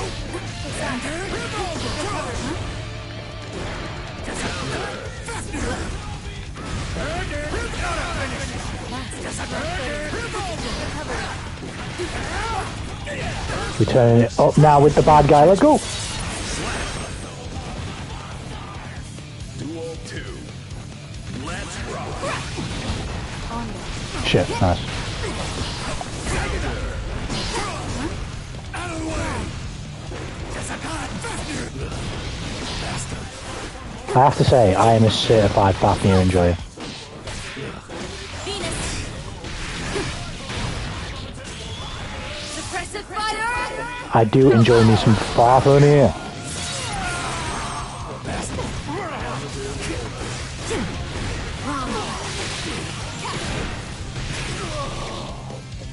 I need to be ready for that.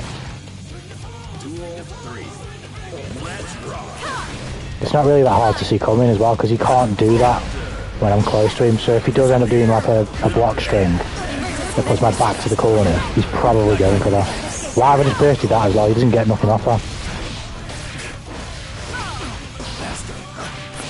That burst is literally setting me up to lose the round. Fuck. That burst literally fucked me. That was such a bad decision. That doesn't really lack anything. Good frame data, the bullshit is the back turn stance, a meatless reversal, good damage. He has a good projectile. Maybe not like the best projectile, but it's somewhat serviceable. Can aid him in some matchups, I feel like. Help him get across the screen. It's a bit meter intensive to really make it work, but the point is it's there, he does have it.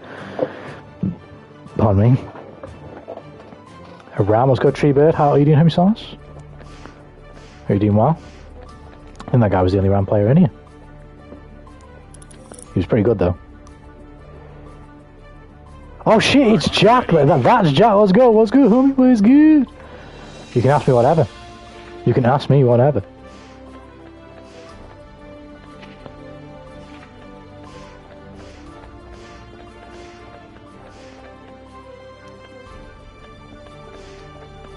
Start the audition. That sounds like a Johnny line. Imagine if it is from like a previous Guilty Gear game.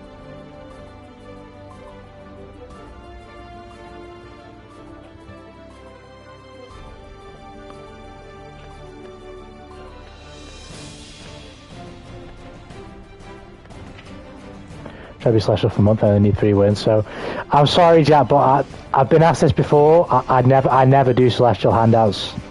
I know it's mean, but I never do them. I never do them.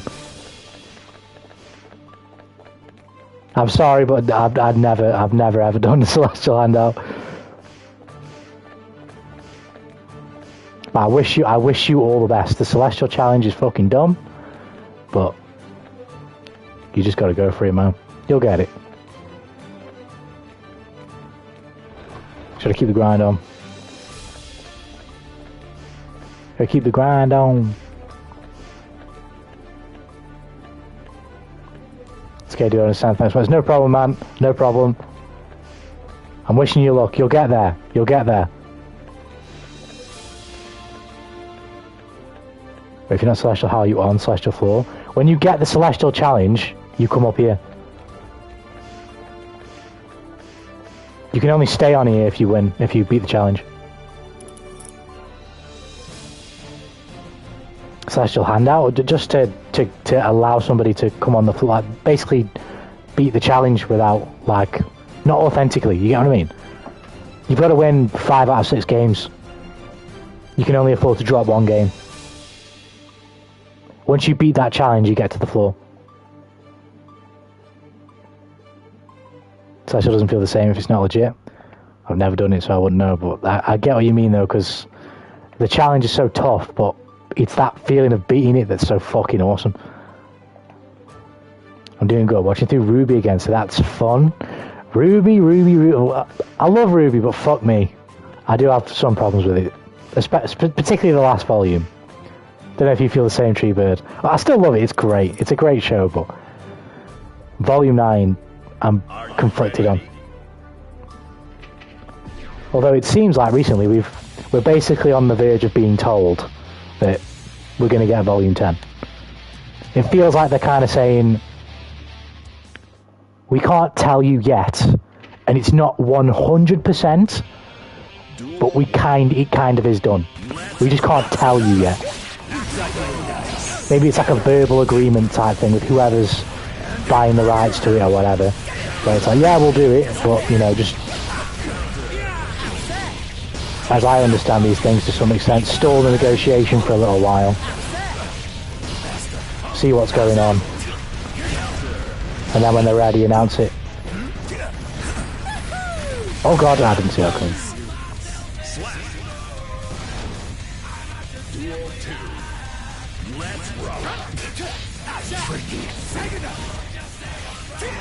Ouch, ouch.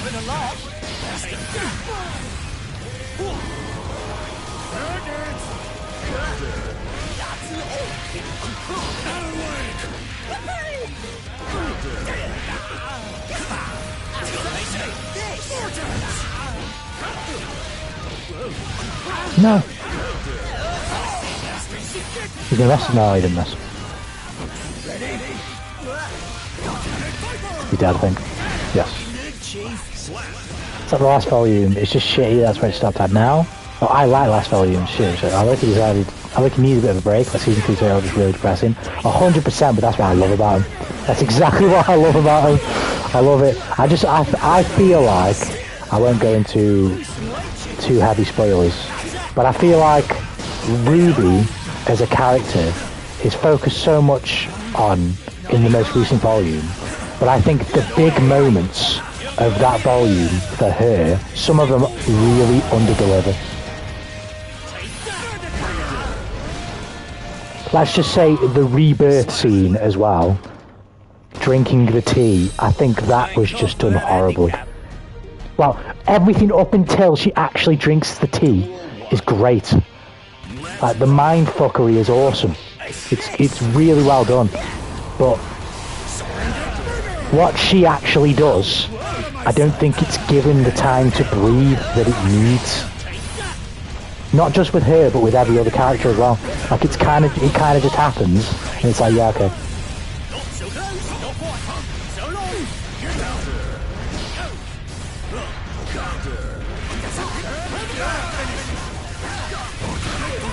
Shit. But this is my conflict with Volume 9, right? I think in some of its big moments, it kind of drops the ball, but it has one of the most... Well, it has pretty much one of the most concise and tight narrative that we've had for fucking ages, because it's kind of...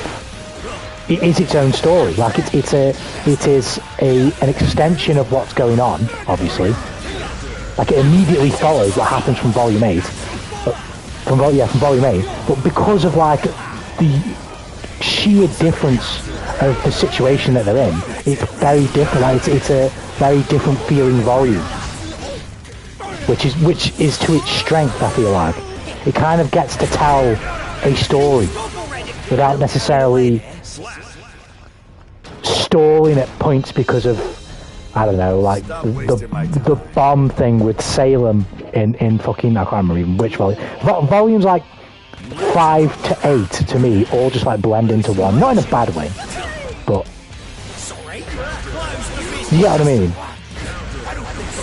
And there's no like sort of, I don't know how to describe it. Because I don't think volume 5 through 8 like flow badly. It's just you're essentially doing one thing, or one thing is sort of happening, which is Salem's imminent attack on Alice, and everything's kind of manoeuvring around that. Whereas this is kind of got nothing to do with it, because they're trying to get out of where they are, and I think that was refreshing.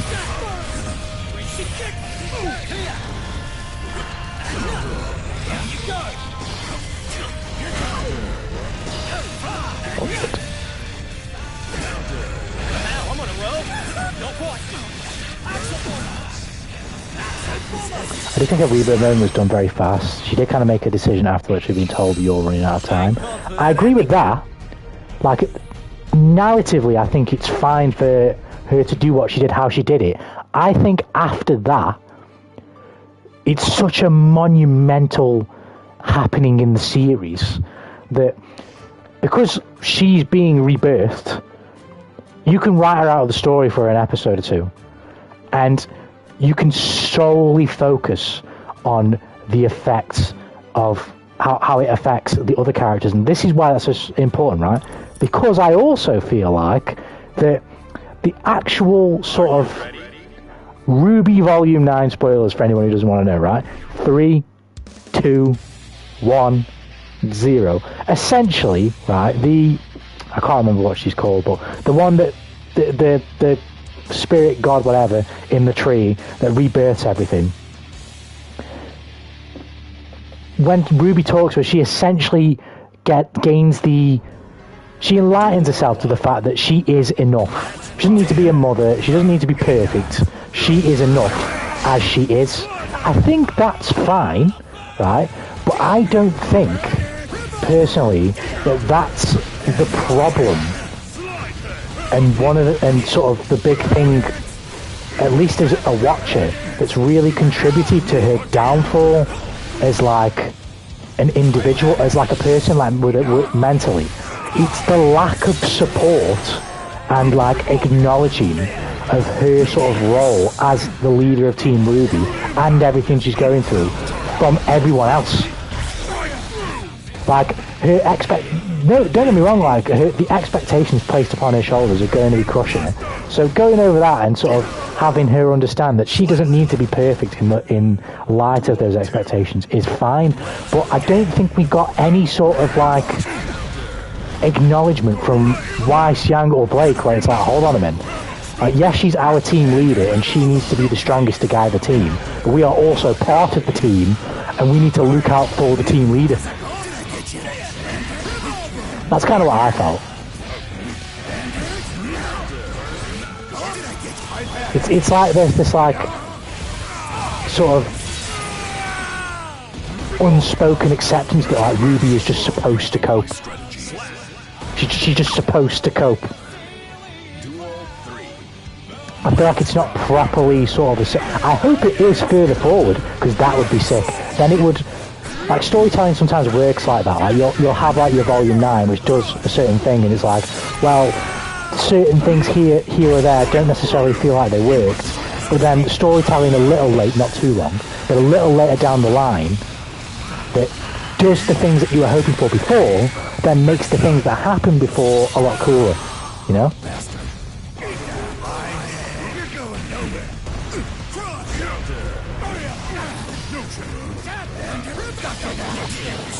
Like, I feel like there was too much. Ruby's freaking the fuck out and behaving abnormally for the Ruby that they all know, and it's, what are you doing? Not, are you okay? Like, you know what I mean? It's like, it's like, what's wrong with you? Not, are you all right? Like, I thought that was really strange.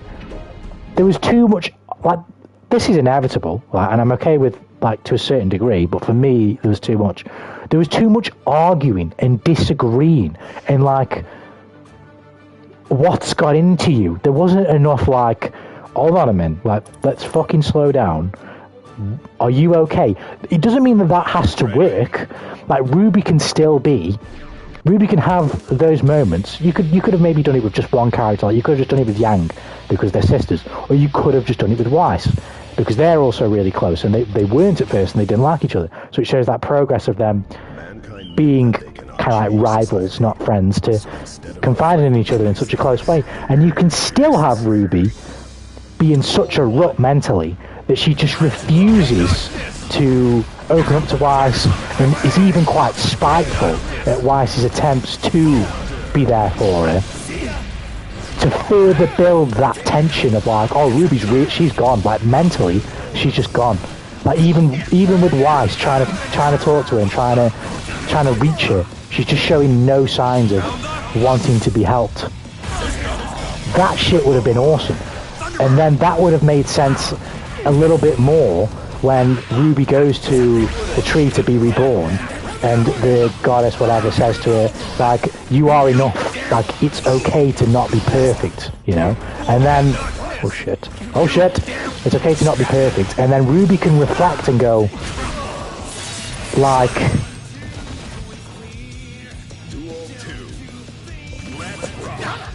she can accept that she was horrible to Weiss and want to apologise, but also realise that it's okay for her to sometimes lash out and struggle because times are hard.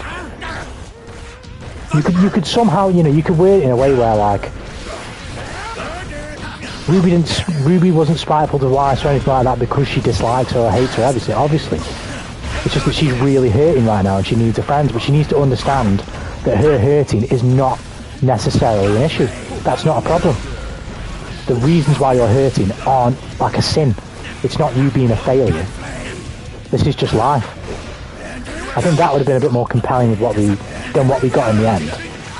But I think you can still make what we got in the end really good. Oh shit. If something like that gets explored in the next volume where maybe like They go. It's Vacuo where they ended up, right? They go to Vacuo, they settle in there, they meet with everyone, blah blah blah. They talk about whatever, you know. So reintroducing everybody, all that stuff.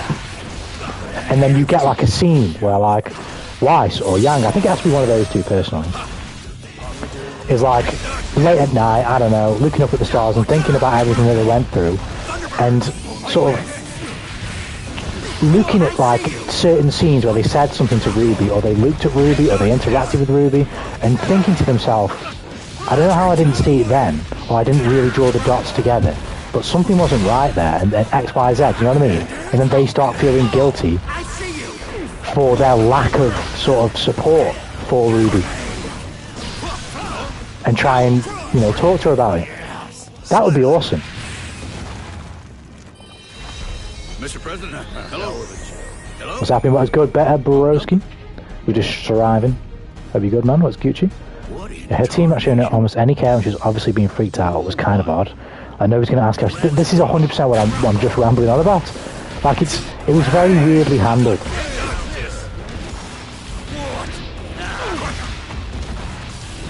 Like I feel like a lot of the sort of conversations they had, right, were conversations between teammates, not friends. And it's particularly around Ruby's behaviour. Where it's like, we're not really that bothered whether you're alright, but your attitude now is fucking with the team. So stop, like, you know what I mean? That's what it felt like. At times.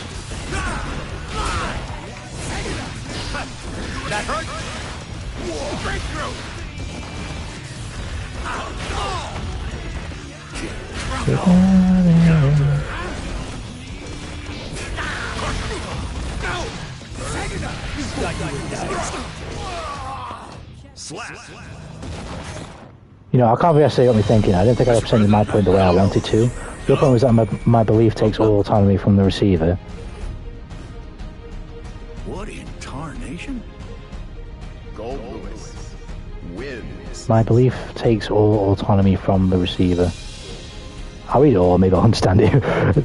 Your point was that my belief takes all autonomy from the receiver, which I get, but if the person has a lack of knowledge about a topic and you give them bad advice, how can they know it was bad advice? this is kind of what I was saying, right? And this is with all conversations in general. You have to have a conversation with what I call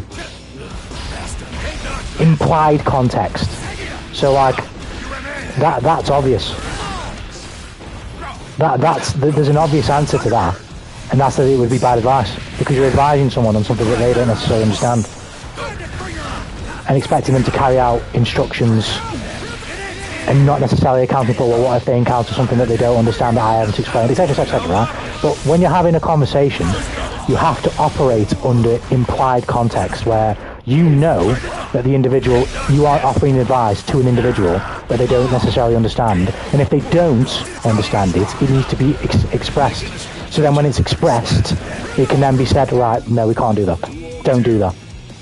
If you don't understand what I'm talking about, we can't do that type thing. You have to conversate with a level of understood context. Otherwise, in any conversation ever, you'd have to go over the 75 bullet points of the particular context of said conversation, and you'd never get anywhere. So, for the obvious things, there's no need to state them. But if there is a need to state them, it is incumbent upon one of the participants in conversation, usually the person who instigates it. You have to know whether to say whether I don't understand this, I do understand this, this sounds wrong, this sounds right. Otherwise, you can't have any conversation ever in earnestness ever.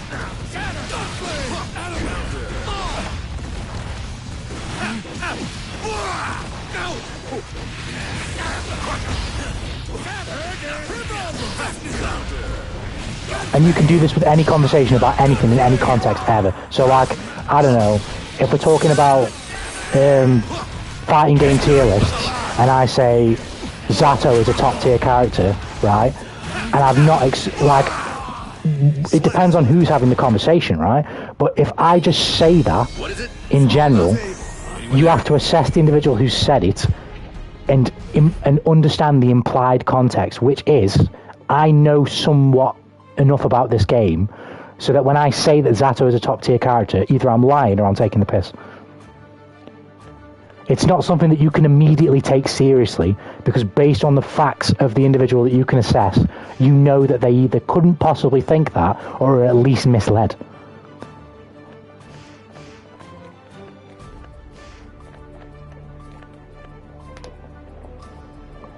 For example, the point about looking for a lawyer online and then getting their search history tracked, in my opinion, if the other person was not aware such an action could happen, and then it does happen, it would fall on me for giving lacking in proper advice, because in that scenario I'd be the catalyst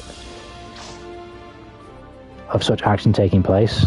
Yeah, I muted you so I can tell the rest of my thought. You got to come again. I'll sum up what I said, because it's what your example essentially says what I was saying yesterday, is that bad advice isn't contextualized by the person who gives it. It's only the person who receives it.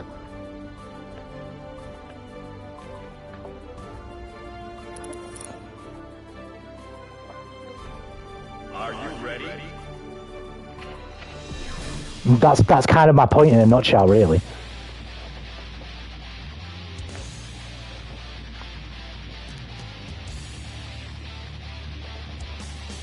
When you engage in any conversation ever, if you actually, like, for example, what Jay was talking about last night is a very difficult issue, right? It's a difficult problem, which is why you've got to be willing to embrace the fact that people will step on landmines that they didn't necessarily intend on stepping upon. And you've got to accept that that's part of the conversation and part of what may happen. And you've also got to accept that ultimately nobody is you. So when anybody offers advice to you of any type whatsoever, you can't just take that advice as stonewall. You have to be mentally capable enough to assess it in your own mind, and then from doing that, you have to. But I was thinking about this last night. Whenever anyone tells you anything about anything ever, you can't just do it because they said it. In any context, to me, that's just stupid.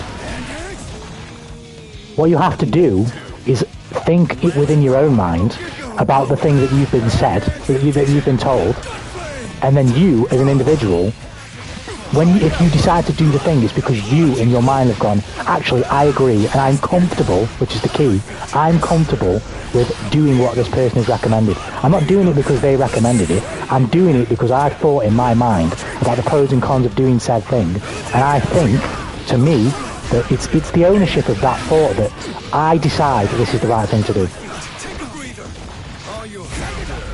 If anyone acts outside of that, I just think that's incredibly irresponsible.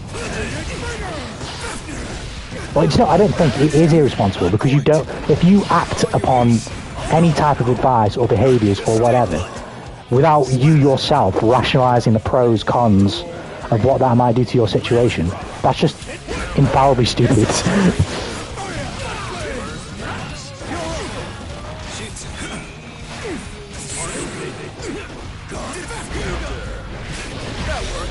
And you can use that for any context of anything ever. Like, for example, to use me and you as an example, right? You recommended that I get a RAM stick. And I listened because of your knowledge of computers, right? But, to use this example, if I listened to your advice, but I didn't have the money to afford one, but I just bought it anyway because you said it would help me, that would be stupid. That you can't take ownership for the fact that I decided to do what you said I should do when I knew that I didn't have the financial means to do such a thing, and now I can't eat because I bought a RAM stick. But it's also context. Like, it depends on the age of the individual. I think that heavily matters as well. Like, if you're talking to a very young individual, they're a lot less likely to have the mental capacity to do what I'm saying one needs to do. So, of course, I could be wrong in assessing that Jay is an individual who could do that. I could be wrong.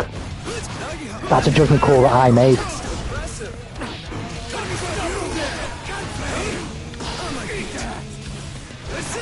Oh shit. Son of a bitch. Slap. Duel 2. Let's rock. Hold on. And your revolver. But to summarise my point, all conversation ever is to be had under the understanding of implied context.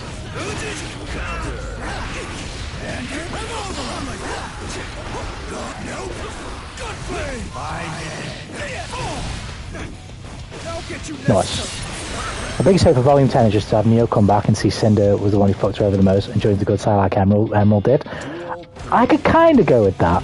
I wouldn't necessarily mind Neo also kind of still saying as like a sort of anti-hero type thing where she's not kind of with the good guys, but she doesn't respect Salem. So she'll sort of fight to stop that outcome. But for me, I don't know how you feel, Treebird, but I like Cinder more than Salem, like so much more. I would love it if, maybe this is a bit too far because it takes away from the storyline with Oz and Oz and Salem, I guess. But I would love for somehow Cinder to like hijack Salem's power and to become the ultimate villain. I would love that. That would be so sick. What a bore.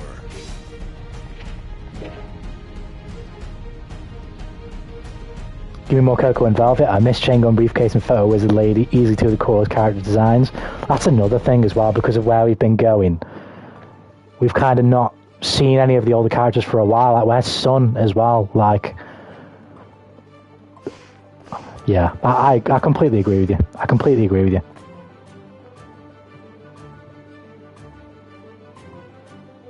Cinder is way cooler than Salem. 100% agree. 100% agree. I think Cinder is a fantastic character. And I just hope... Because Ruby has done a good job of setting up a fucking sick-ass run back. I know Ruby and Cinder have been at it the entire fucking... in all the volumes, but after specifically what happened at the end of 8, like this is another thing. Like, how are they going to handle Ruby's reaction to Penny's death. Duel 1. What are they going to do with that? Because I'm telling you now, if it's just brushed over because Ruby's enough now, that's going to really piss me off. Like, this is what I'm saying. Her realising that she's enough is fine, like, that's fine. But that doesn't mean that, like, traumatic events are not going to rock her. And Penny was, like, her best friend. And she'd already seen her die once. Well, I say seen her die, but she really knows that she died once. And thought she'd never see her again. It's like, you've got to be so careful with that now. You can't, like, diminish Ruby's feelings about that event.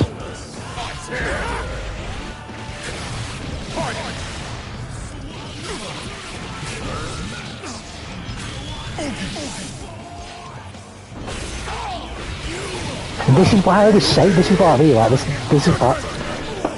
trust me, it's a lot harder than how I'm making out, just sitting here talking. From my own experience, I really do. It is, writing is hard. It is, right?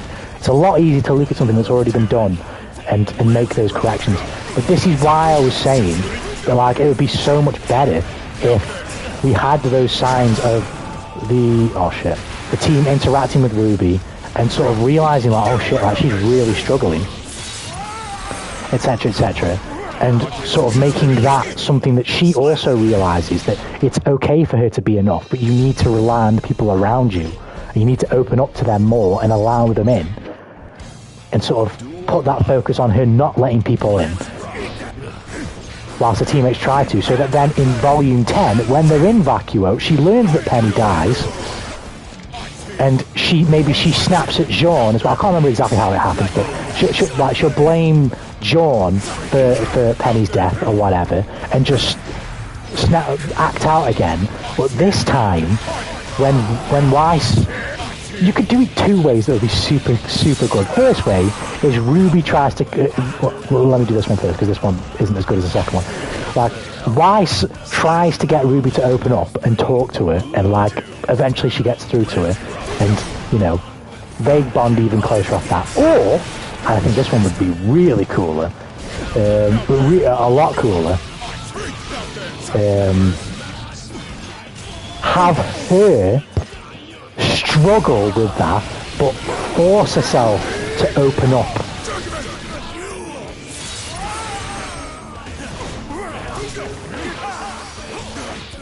To Ice. And, like, you see her, like, really struggling to do it and not wanting to show that weakness, but she just pushes through and does it in the end. And that shit would be awesome.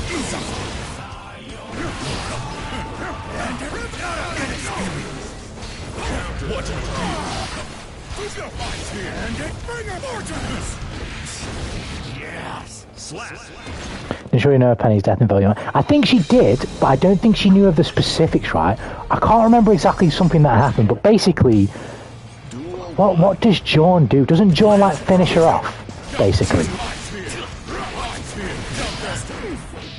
Like, he essentially puts her out of the misery, if I remember correctly, right?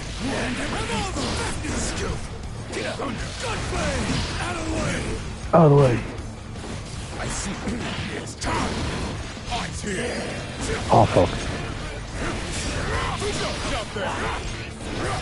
Oh, no, he leaves her behind, right? Or something like that. Or he leaves it. Like, he does something, I can't remember, but he leaves it, basically. And this is what I mean, like, about Ruby's mental state.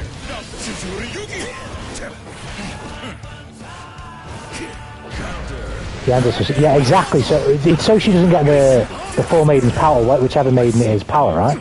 That's why John does that, and she asks him to do that. But Ruby, in her delicate mental state right now, would hear John killed Penny, like, finish Penny off. Like, in Ruby's current mental state, Ruby's not going, oh, well done for preserving the maiden's power. Ruby's going, why the fuck did you not fight to the death to save my best friend? Like, that's what Ruby's saying.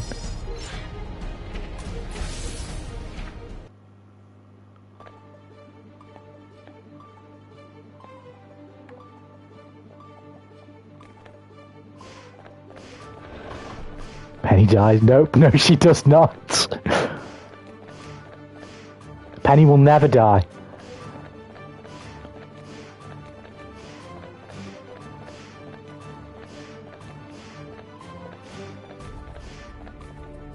Cool thing you didn't listen though, I was too busy making a sandwich.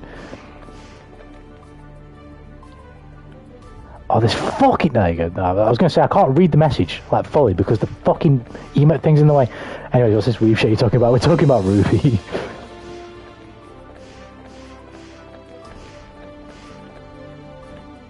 Essentially, what I'm harping on, though, Treebird, is Ruby's mental state right now would have it thinking illogically.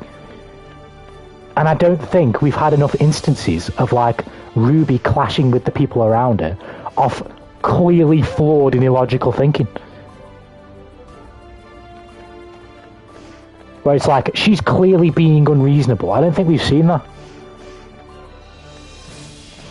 We've seen her sort of act out. But it's mainly just from being depressed about what's happened in the back end of Volume 8 with Cinder.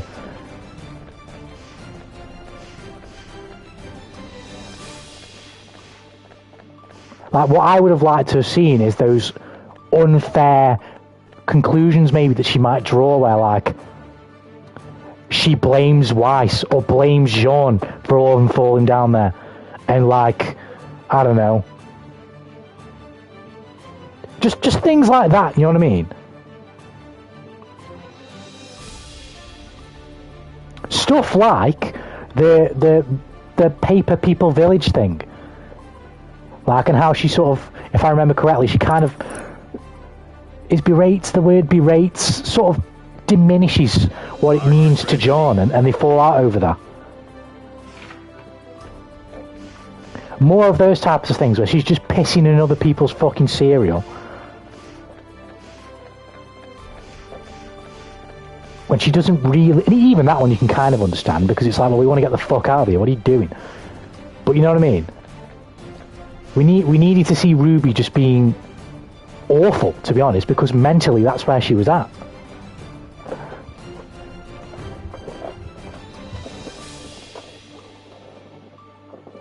But then, you know, on the flip side, I think the story of how they end up, is it called the Nevermore? I can't remember what it's called. But how they end up there, and how they get out, and how that's told throughout the volume is brilliant. I think it's great.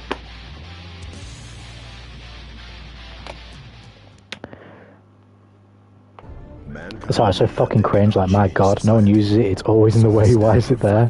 Fucking Instagram ripoff. I was reading a message about him, I didn't know whether it said weeb or weak. Like, I was like, what? I don't know. Like, I know the spelling isn't for that one, but I was like, I can't read the fucking thing, so it's like, what? Right from the start.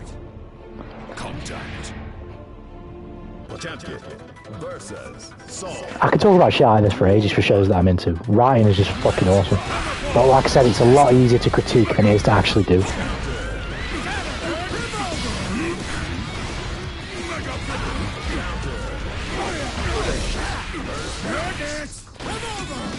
If it was so easy, I'd be dropping a chapter every week. Oh god.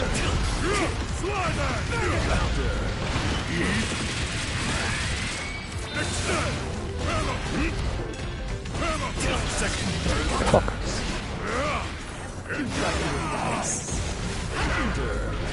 And if you think about it, when you're writing, you're essentially thinking for a myriad of other people. It tends to be the case that one character, maybe more than one in some aspects, but one character specifically, mirrors the author in some way, shape or form, right? And sort of maybe things that they believe or ways that they behave, right? Or eccentricized ways of such things, right? So when you're writing a story, you're making a bunch of other fucking characters that are nothing like you whatsoever. And you've got to write scenes and dialogue and story beats that take that into consideration, and you as an individual have got to try and most believably portray a bunch of characters that ultimately you don't necessarily, you might not even have that much experience with actual people who are inclined in such a way or who behave in such a way.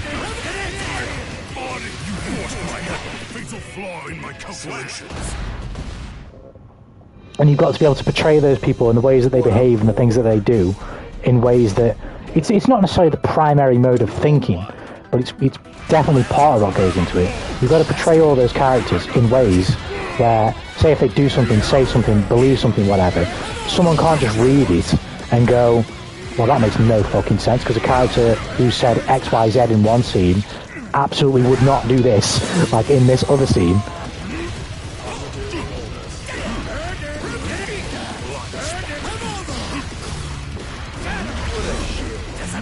But I guess even more complicated when you factor in what characters might do based on the relationship with other characters and blah blah blah. Yeah, it's crazy. I just said we in the middle of a sentence because I felt whimsical. Hungry was feeling whimsical. You better hang up that computer call. I'm feeling whimsical. I'm dead. Jesus, oh no, I'm not.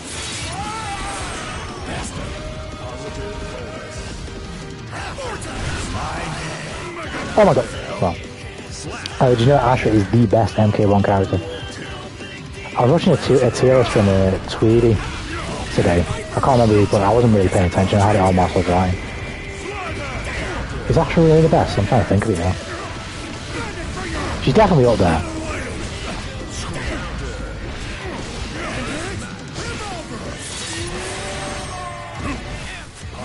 Yeah, now that Raiden got nerfed as well.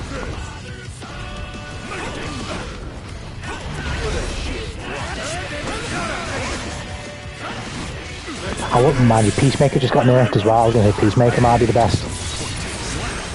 On my eye, I might think he's the best. But he just got nerfed. Ouch.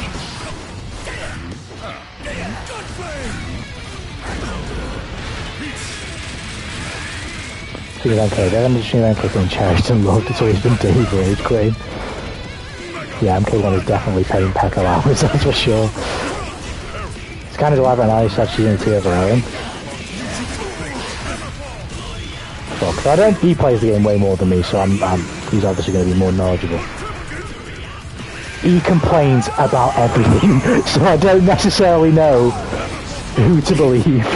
Like, oh no, I do remember the tweet he said the best character in the game was. He said it was Tanya, and I probably agree, because her armoured reversal with Goro is absolutely ridiculous. Like, you can never fucking punish her, and whenever she does anything, she can basically hit you for 30%. And a lot of those things that she can threaten to hit you for 30% are all safe. Like, she's unbelievable. Full screen low launcher that she can make safe with Goro. Armoured launcher that she can make safe with... Well, it's not a launcher, it turns into a launcher with Goro, and she can make it safe. Good projectile. Good buttons. She's got that unbelievable fucking mid that goes into that fucking stupid ass string.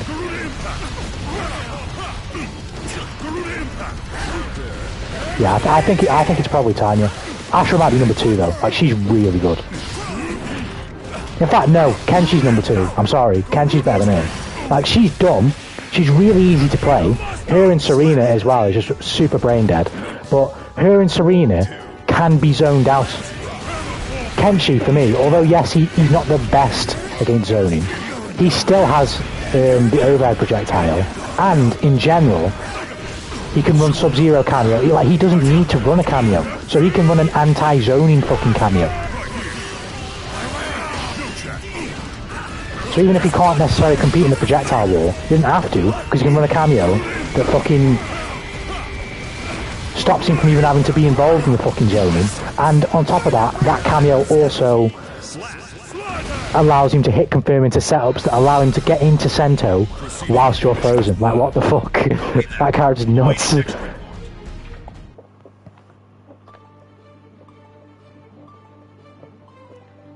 And with the state of the game, if you get trapped, if you let a Kenshi player get Sento, and the knockdown, which it inevitably will be, from Sento, leads you between the two of them, you are guesses away from losing the round.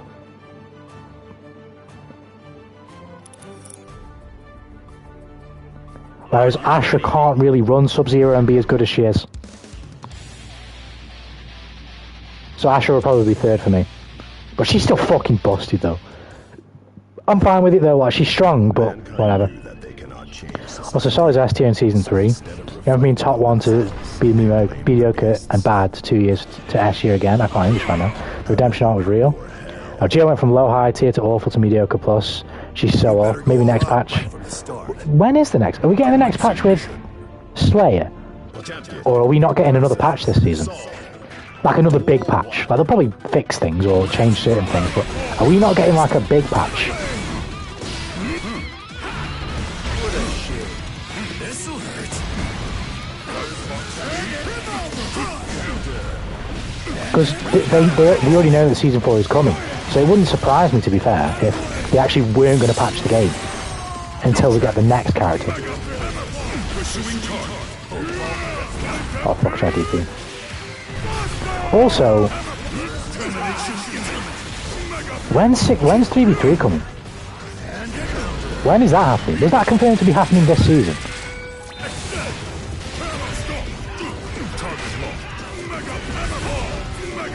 I'm pretty sure it was on their roadmap thing, right? Shit. I can't remember what it was. Are they going to seriously drop Slayer and 3v3? Are they going to be a bunch of mad lads? Fuck off.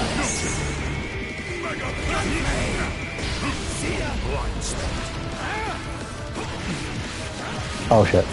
Never mind.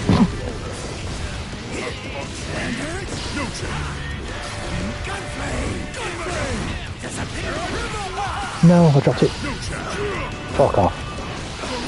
I need to know if you get me. Oh wow. This guy's sick. But for Amshi, Loki kinda sucks.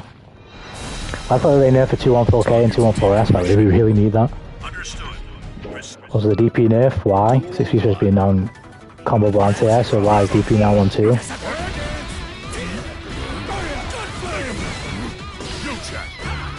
Try shimming. Boom, boom.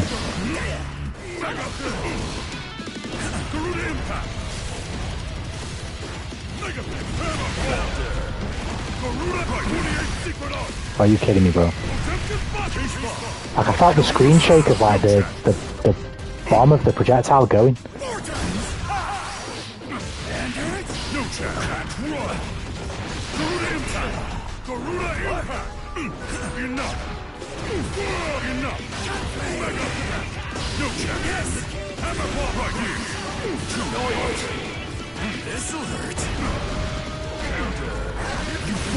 Oh.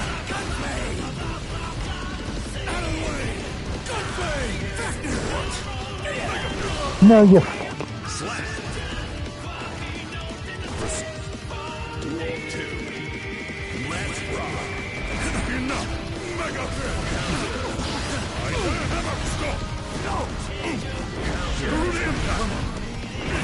Wow. Oh, I'm dead. Oh wow, I tried to burst because I thought I'd get it in time.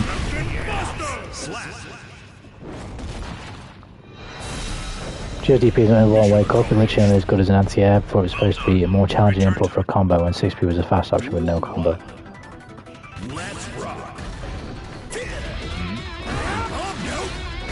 Nope. Oh shit.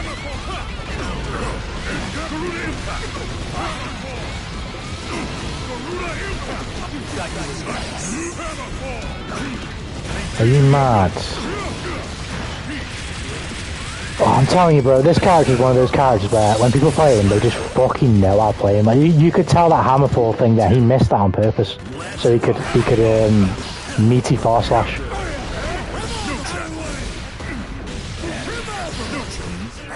Shout out, you're never gonna see it coming. Shit. Fuck off.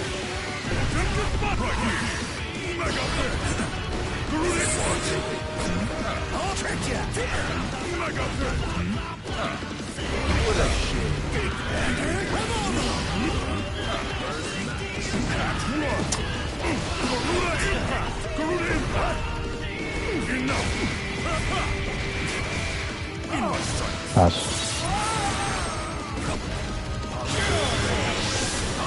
is heavy. I tried to use fucking deflect shield. Next patch is going to come in the summer. They have scheduled a big patch in the summer and small in winter. That's going to be the season build patch. Right then. That's Gucci.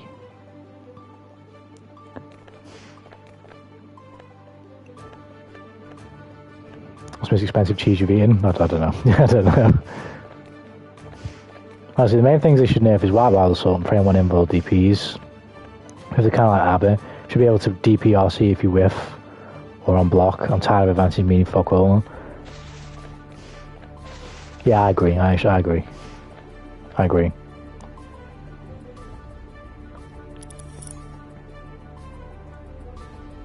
Or if they're gonna be that way, they need to be just blatantly punishable. Like you need to make it so that there's only like a slim amount of situations where you'll block a frame 1 invul DP and you can't punish it. Like meter-wise, like, okay, I know it's kind of cheesy, but yes, that's how the meter system works in this game, so if you've got a meter, you can cancel RB, whatever. But if you've got no meter and you're whiffing Abba's DP in my face, I don't want to be in a situation where I can't punish it, no matter what.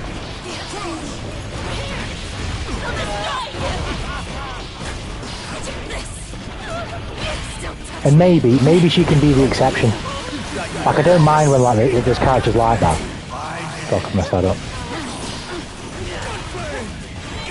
Like, she can have her DP work in the cheesy ass way that he does, but just change everybody else then.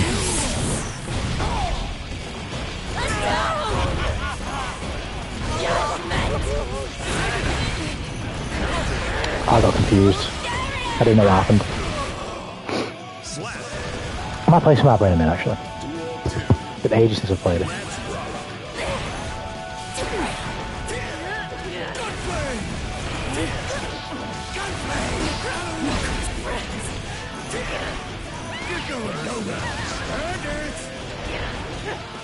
Out of my sight.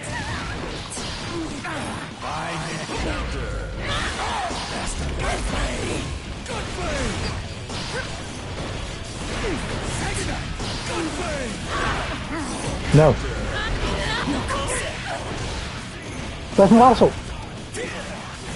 Where's my wild soul? Oh, that was godlike. There you go. How the fuck does she get behind me there? I'm literally sitting in the fucking corner.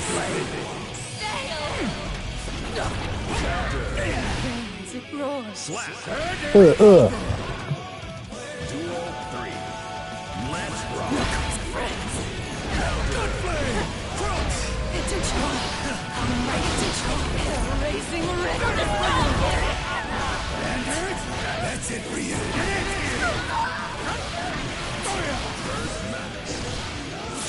Nice, got that positive bonus as well. Should probably do the DP, I don't know. So be careful, I'm probably going to jam into it, no, never mind.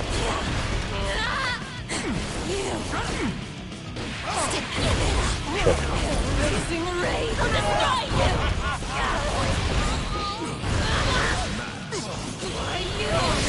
This is going to hurt, I'm not dead. And she's going to have 0 Jealous Rage.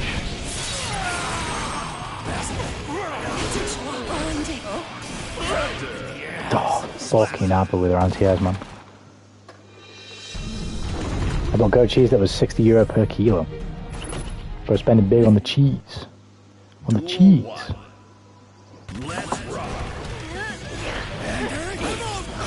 just asked for that one, I'm doing.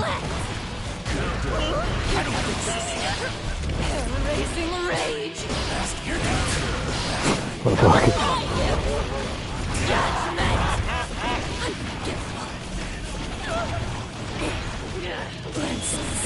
He actually did that, I mean, it makes sense, but...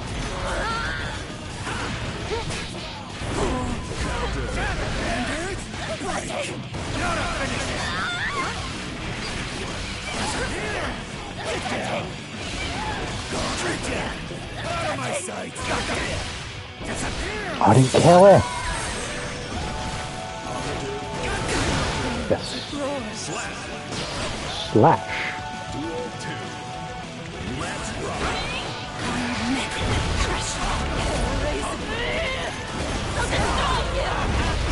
It's just so fucking dumb. Don't leave me!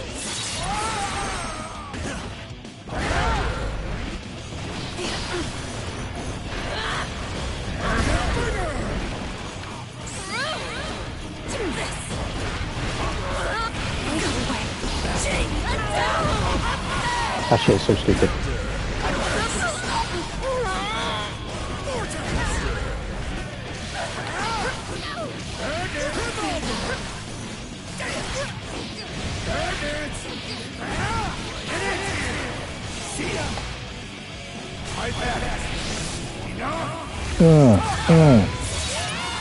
Speaking of balancing, Abba's so fucking good. Like she's not need all that. Yeah, I 100% agree.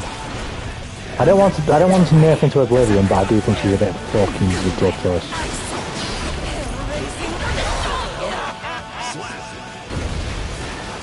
I don't know necessarily what they should do, because there's a number of ways they could do it. They could make her worse in her install form, like stop a lot of the stuff where you can jail people into the overhead, or take away the fucking weird ass invincibility that she has on the overhead. But what I would prefer that they do is that they make it suck even more to be in a base form instead of nerfing the install. Let the install be as OP as you want, but make the base form suck even more.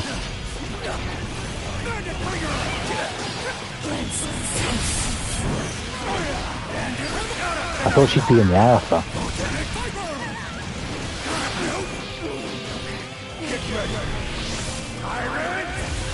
Ugh, she's not dead, you mad. Slap.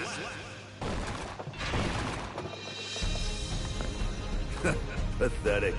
I want the parry shit gone. The parry's actually wank from what I've seen. The parry's actually wank. Like, you can put her in a lot worse situations most of the time. I saw something a while ago on Twitter that was showing how bad it was. I can't remember it all, but I remember looking at it and being like, wow, I actually thought the parry was good. It's actually wank. It's the command dash that's fucking insane.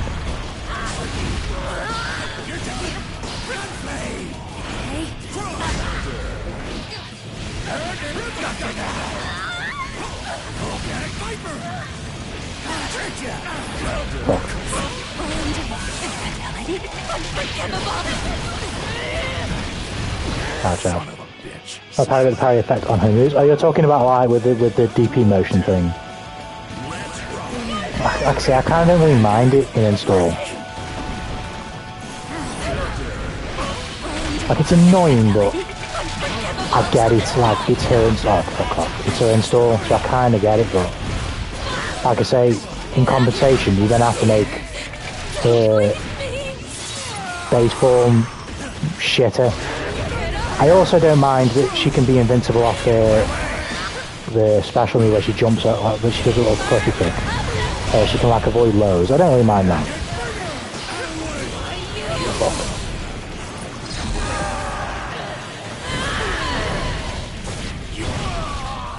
Slap.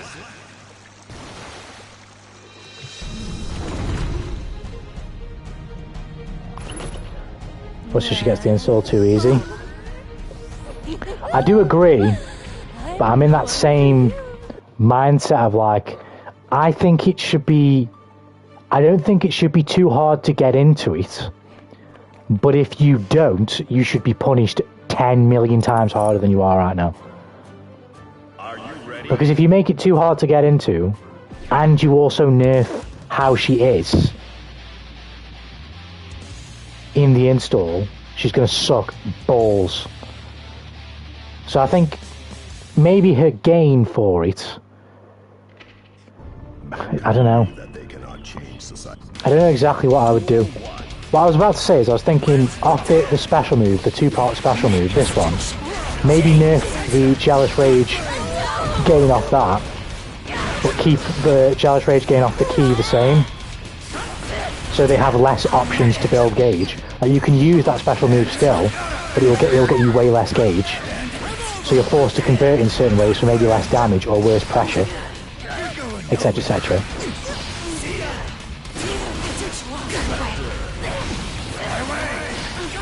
That I can understand.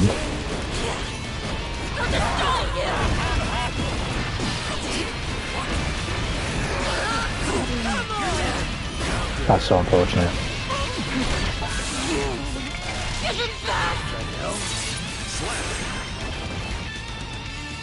Duel 2. Let's rock.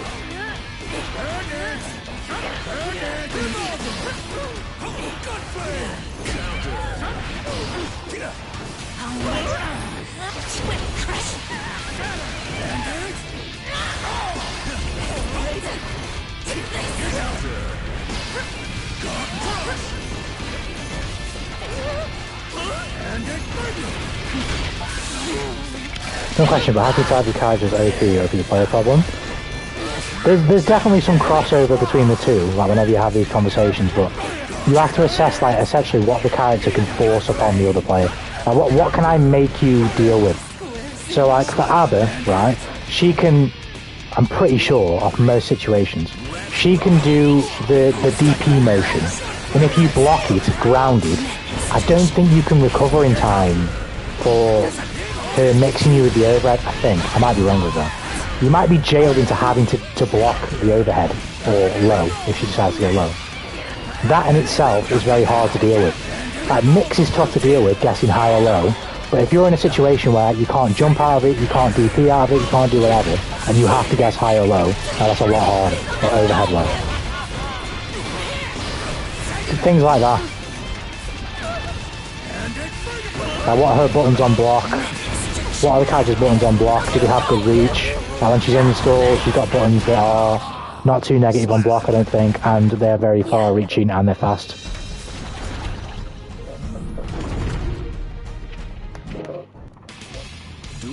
Like her overhead in the install as well has like weird invincibility frames, so even if she didn't gel you into it and you could poke out of it, sometimes it can crush your button and not even clash, it'll just straight up crush it and she'll just get the overhead.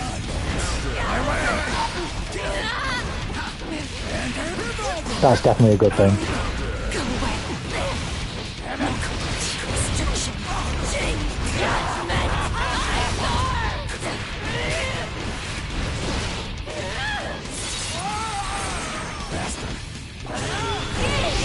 Damage can usually be one thing. It just depends, like I say, I think as like a rule of thumb though, it's like, what can that character like make you as the other player have to deal with in the game? Fuck off. I did, oh my god.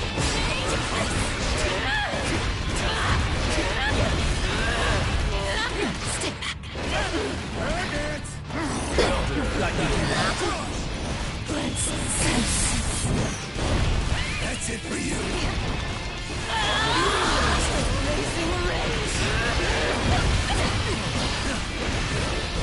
Ouch.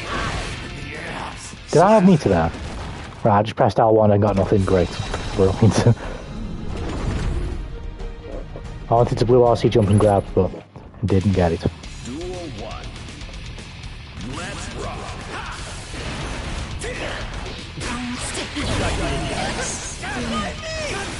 And this character in base form as well can just fling out buttons like 5k, 5k, 2k, 5p, 2p, whatever. And it's very easy to hit confirm. Well, it's not easy, but there's not really any risk to just throwing it out. It's pretty easy to throw out the fucking swipe into low special without really facing much of a repercussions if it doesn't land. Like if somebody blocks it, you just don't do the rest of the special.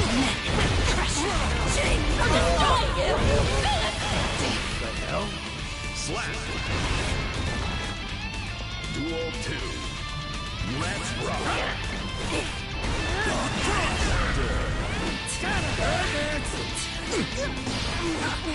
Get down. Out of my sight. Disappear. Shit.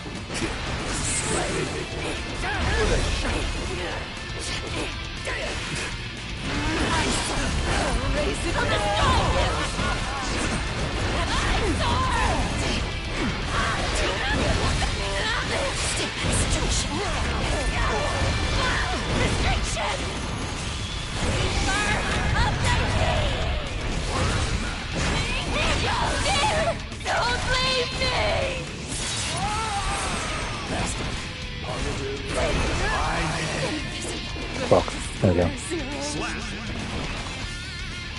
Duel 3. Let's rock.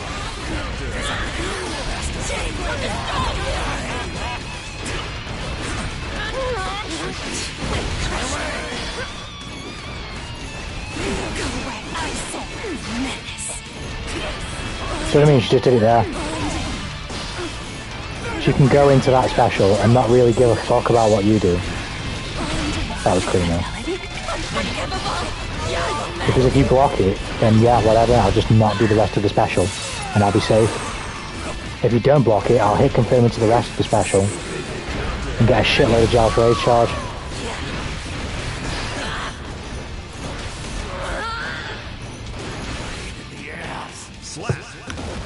I'm going to play some of it right now, just to end. I mean, I haven't got long left. If I say a character is good, it's good. If someone disagrees, they have a skill issue.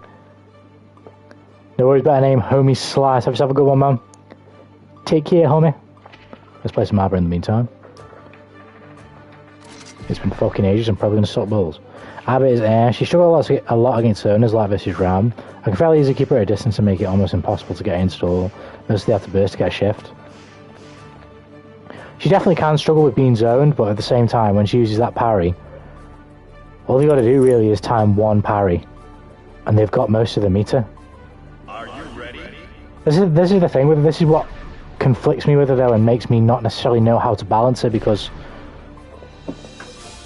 on the one hand, she needs to be broken when she's in her install state. That's the way the character works, right? But at the minute, the ease of which she can do it is a little too easy. Like, there's too many ways she can kind of get onto it without really thinking about it.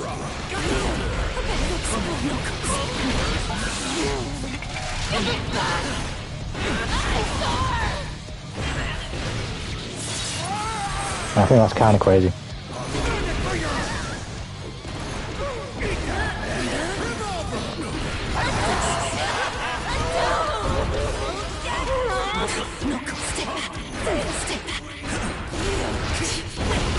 Look at that, I just waited until he decided to not block. And then I get my fucking... I've got a full bar again.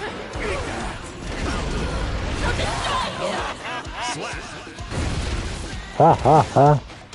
Ha ha ha.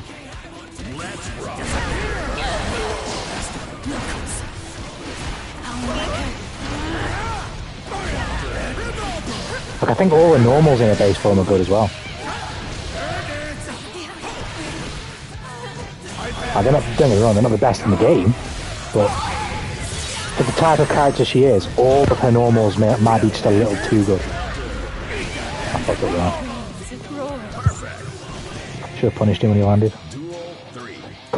Let's rock.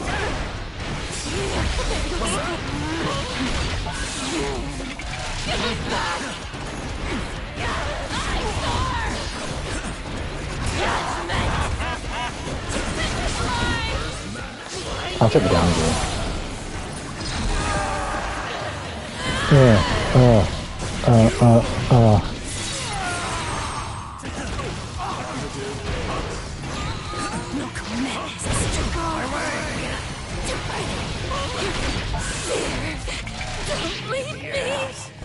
Maybe so just a bad matchup against her. He might be. I don't really know the specifics around that, but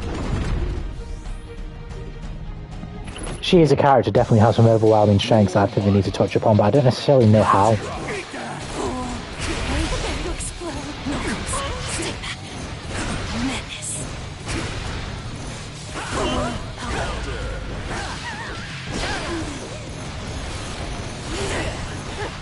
So my like design philosophy for this character would be she has to suck extra bad in this form, which is essentially what they went for. That's what they've done. But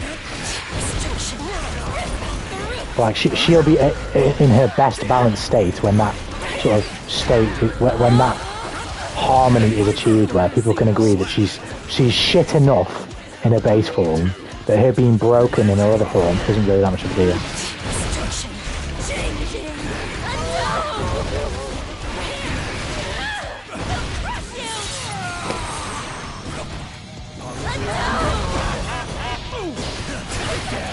Oh, okay, Robot. Never mind. Out of my sight.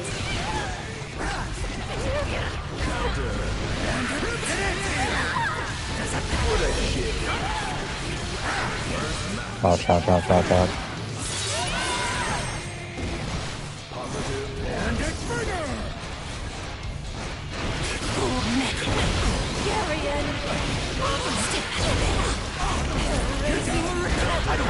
Oh, he bursted. He bursted. Awesome.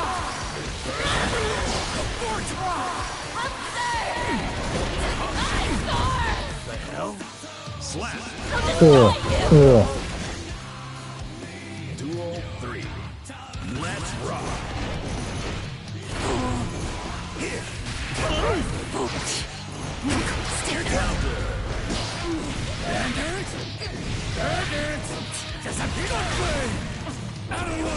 Oh, wait.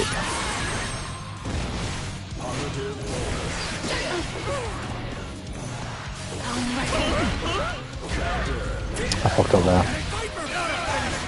I had the fucking soul muscle memory in your brain. Nice.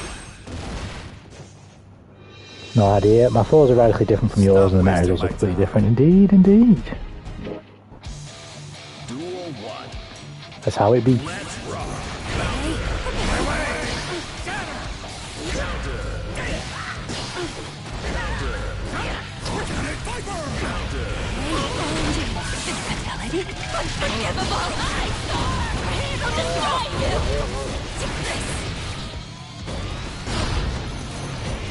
I didn't really decide what I wanted to do there.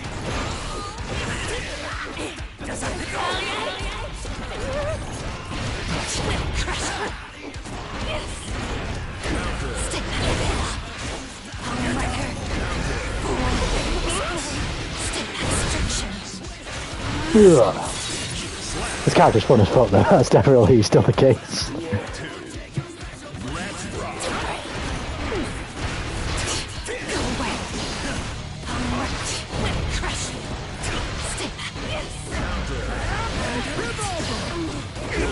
Ouch.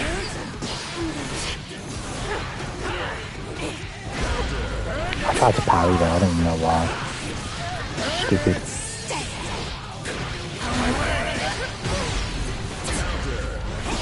You're getting away from me now.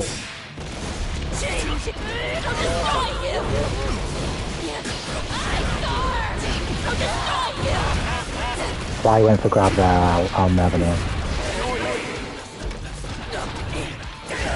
No, I tried to do super and didn't get it. I tried to do super again, I didn't get it, bro. Duel 3. Let's rock.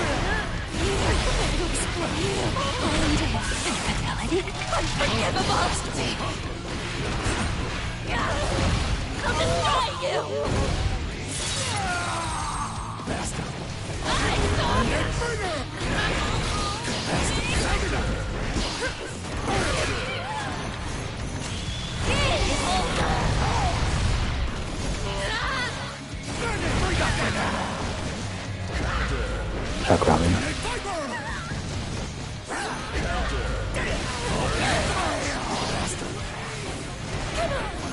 He went for the button and that threw me the fuck off, man. I tried to 5k him. How's Abatanuki apart from smoking hot? She's fun. She's as fun as I remember. She's fun, man.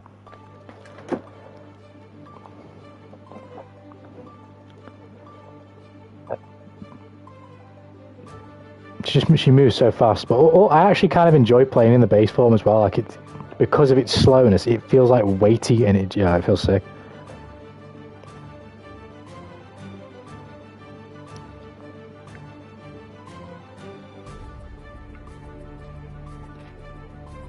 Are you ready?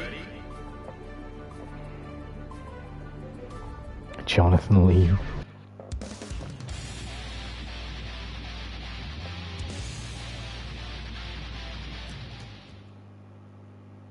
Mankind. Duel 1. Let's rock. Miss back. Here you go. Miss back. Down low. Counter. Down low. Here you go. Miss back. Miss back.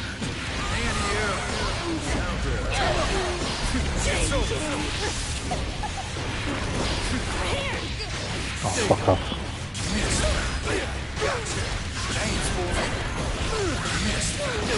That's why literally nobody in the game can backdash there.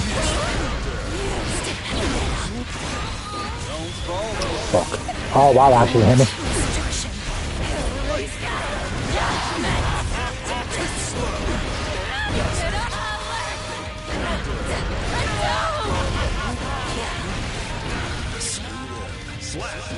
Duel 2.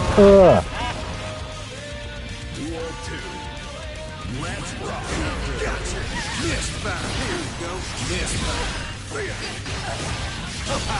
Ouch.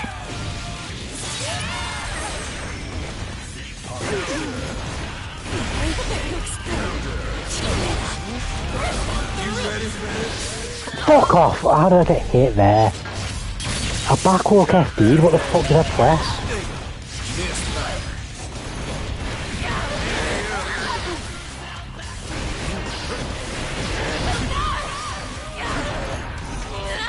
That was fucking ballsy.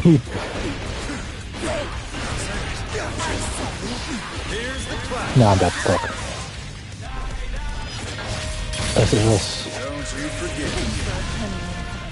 I messed up. Duel 3.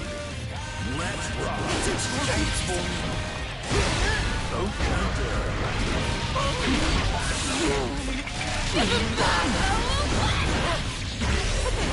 Get a hard knock down.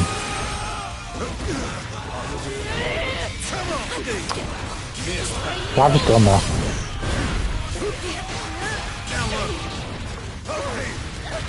I fucking tap. If I just got 2D there, I'm pissed. Because I tapped the grab. Missed fire. Here you go. Missed fire. Fly away. Missed. Better focus. Here you go. Down low. There we go. Let's go! That's it. Slap.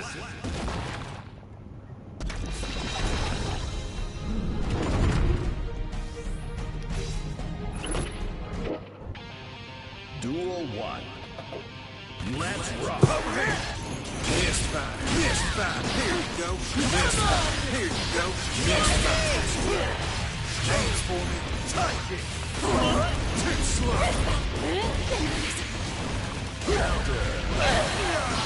It's over. No, I got fucking grab instead. Jump dust. Gotcha. Take it. Come on. Missed I fire. didn't get the run.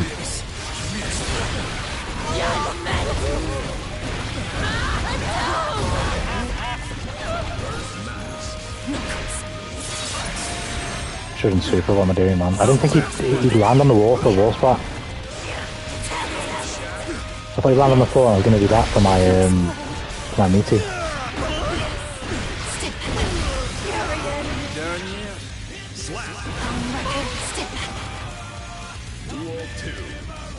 Let's rock. And you're to this. Missed fire. Missed fire. Thought he'd come in and grab me. Missed fire. Over here. Stay back to blood.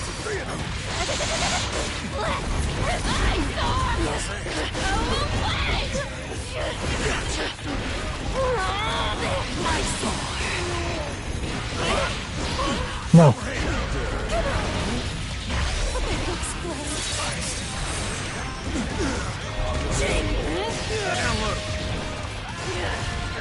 No, I didn't take that one.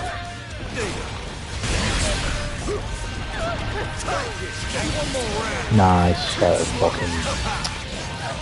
fucking high at the last minute, I don't know why. Duel 3. Let's rock. Down low.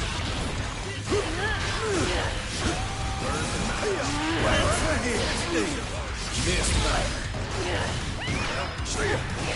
Watch you stick. Down low. Here you go. You ready? Yes. That's exactly what I was trying to do. I was trying to bait the super. I was like, if I install straight away, I could beat him, but he might super me. But if I can get the super out of him, he's done.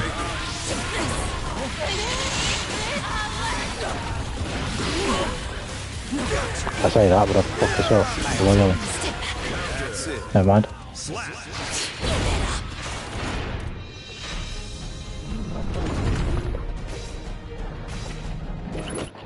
Never mind. Let's rock. Take this. Here you go.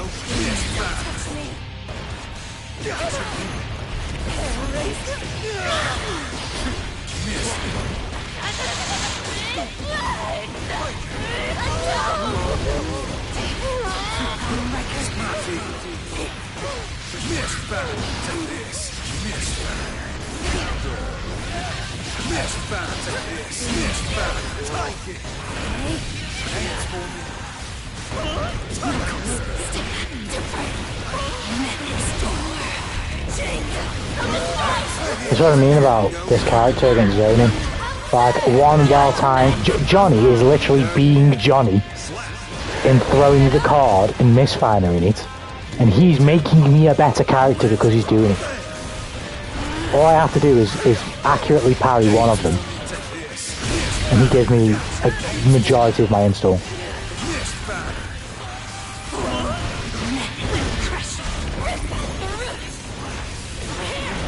This is before even hitting him, or, you know.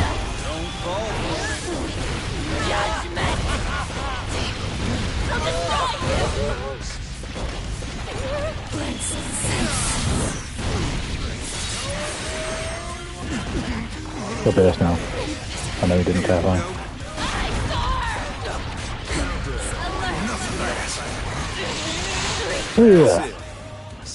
This character's so fun, bro. What the fuck?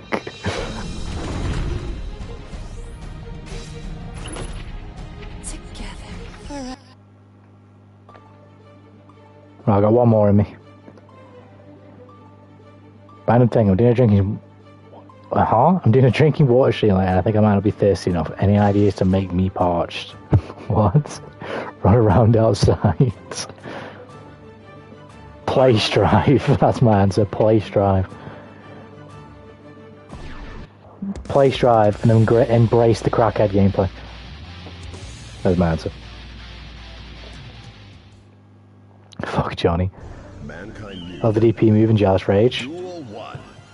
I love it too when I'm using it. I fucking hate it when I'm not.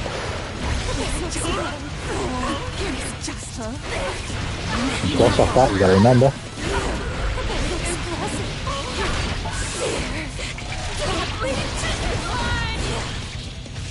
I didn't know what to do.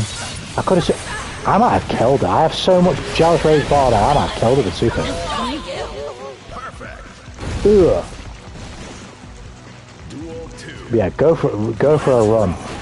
If you want to be paused, if you want to be knackered, go for a run. That shit, man. I need to get my ass on a run, but I've been working all week, so I've not fucking had time.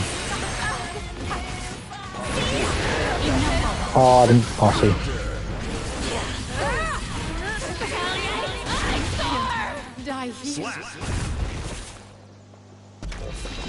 Here's the opponent spinning in the air. When you block it, you can kind of punish it in awkward ways if you block it aerially, because she does take a while to recover. It depends on how far it knocks you back. You can air dash off the block stun and get in for a small punish.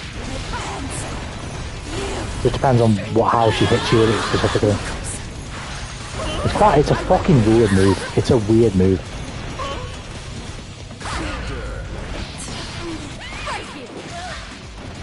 You gonna mix me? Yeah. Bossy. Give me that.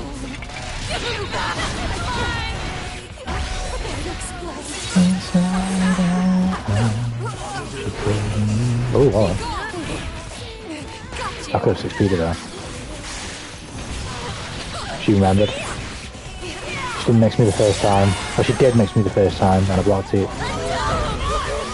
She adjusted. That was a super attempt. That was a super attempt. You lucky motherfucker! I tried to bait the super.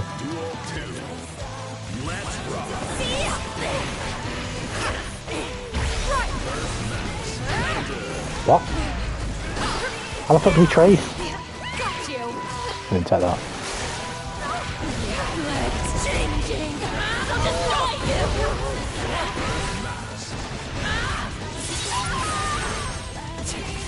Super? No. Get out of Josh Rage. I fucking backdashed the shit out of that grab. I tagged that one! Slap. Duel 3. Let's rock. I won't do this. Be gone. I'm ready. Crush. Changing. No. Good block.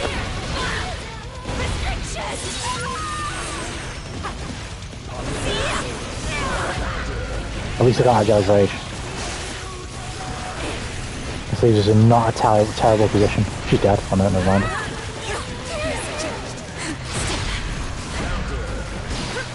This isn't great, but it's not death. That's really bad as well, I've got to see that. She's got all the mix in the world now. I didn't realise what side I was on, but never mind, she's dead. I tried 6p, I thought I was on the other side, but I just got regular punch. With that obstacle. Duel 1. Let's rock. Ouch. Oh my god.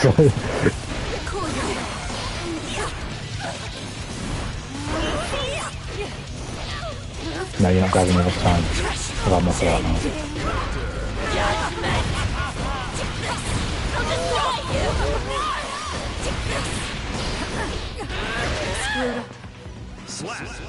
Good luck fucking dealing with this character, bro. Oh, same idea. Both things went to 2D. Shit.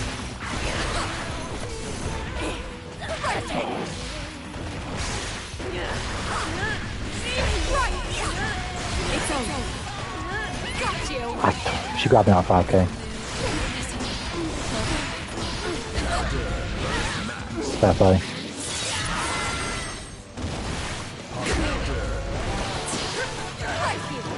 I tried to see if I didn't get it. It sucks. Take care, Corey, man. Have a good one, homie.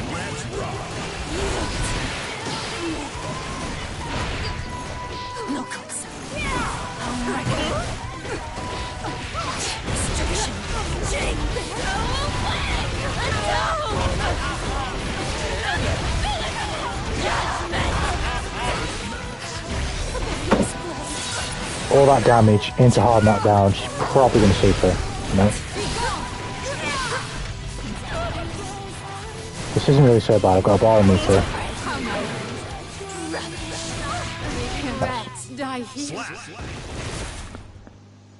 Just came to say hi, what is good? I'd actually hope you're doing well, man. You've actually come at the perfect time because I've just finished the last game. I'm about to get out myself, so thanks for swinging by, homie. I hope you're doing well. Hope life is good for you. But yeah, that'll be my last one for tonight, homies. Little short Strive stream. But I don't think I'll be back tomorrow. But probably will be back on Sunday after work. So I will probably see you guys on Sunday. And I might play Tekken on Sunday. We'll see. I'm definitely going to play Tekken in the next few streams. We're getting back to Tekken. You're doing well too. YouTube been trolling me. YouTube been on some shit. Has YouTube been on some shit? But I'm doing good, man. I appreciate it, man. I'm doing good. Damn, she makes Melia melt 100%. She does so much damage, bro. She makes every character melt, to be honest. She absolutely fucks every character. But especially the low health characters for sure. Next time I have to fight Tanuki, but Tanuki at 20%. You're more than welcome to, man. Want to run some games up? We can definitely do that. But yeah, I will see you homies in the next one. Look after yourselves. Peace.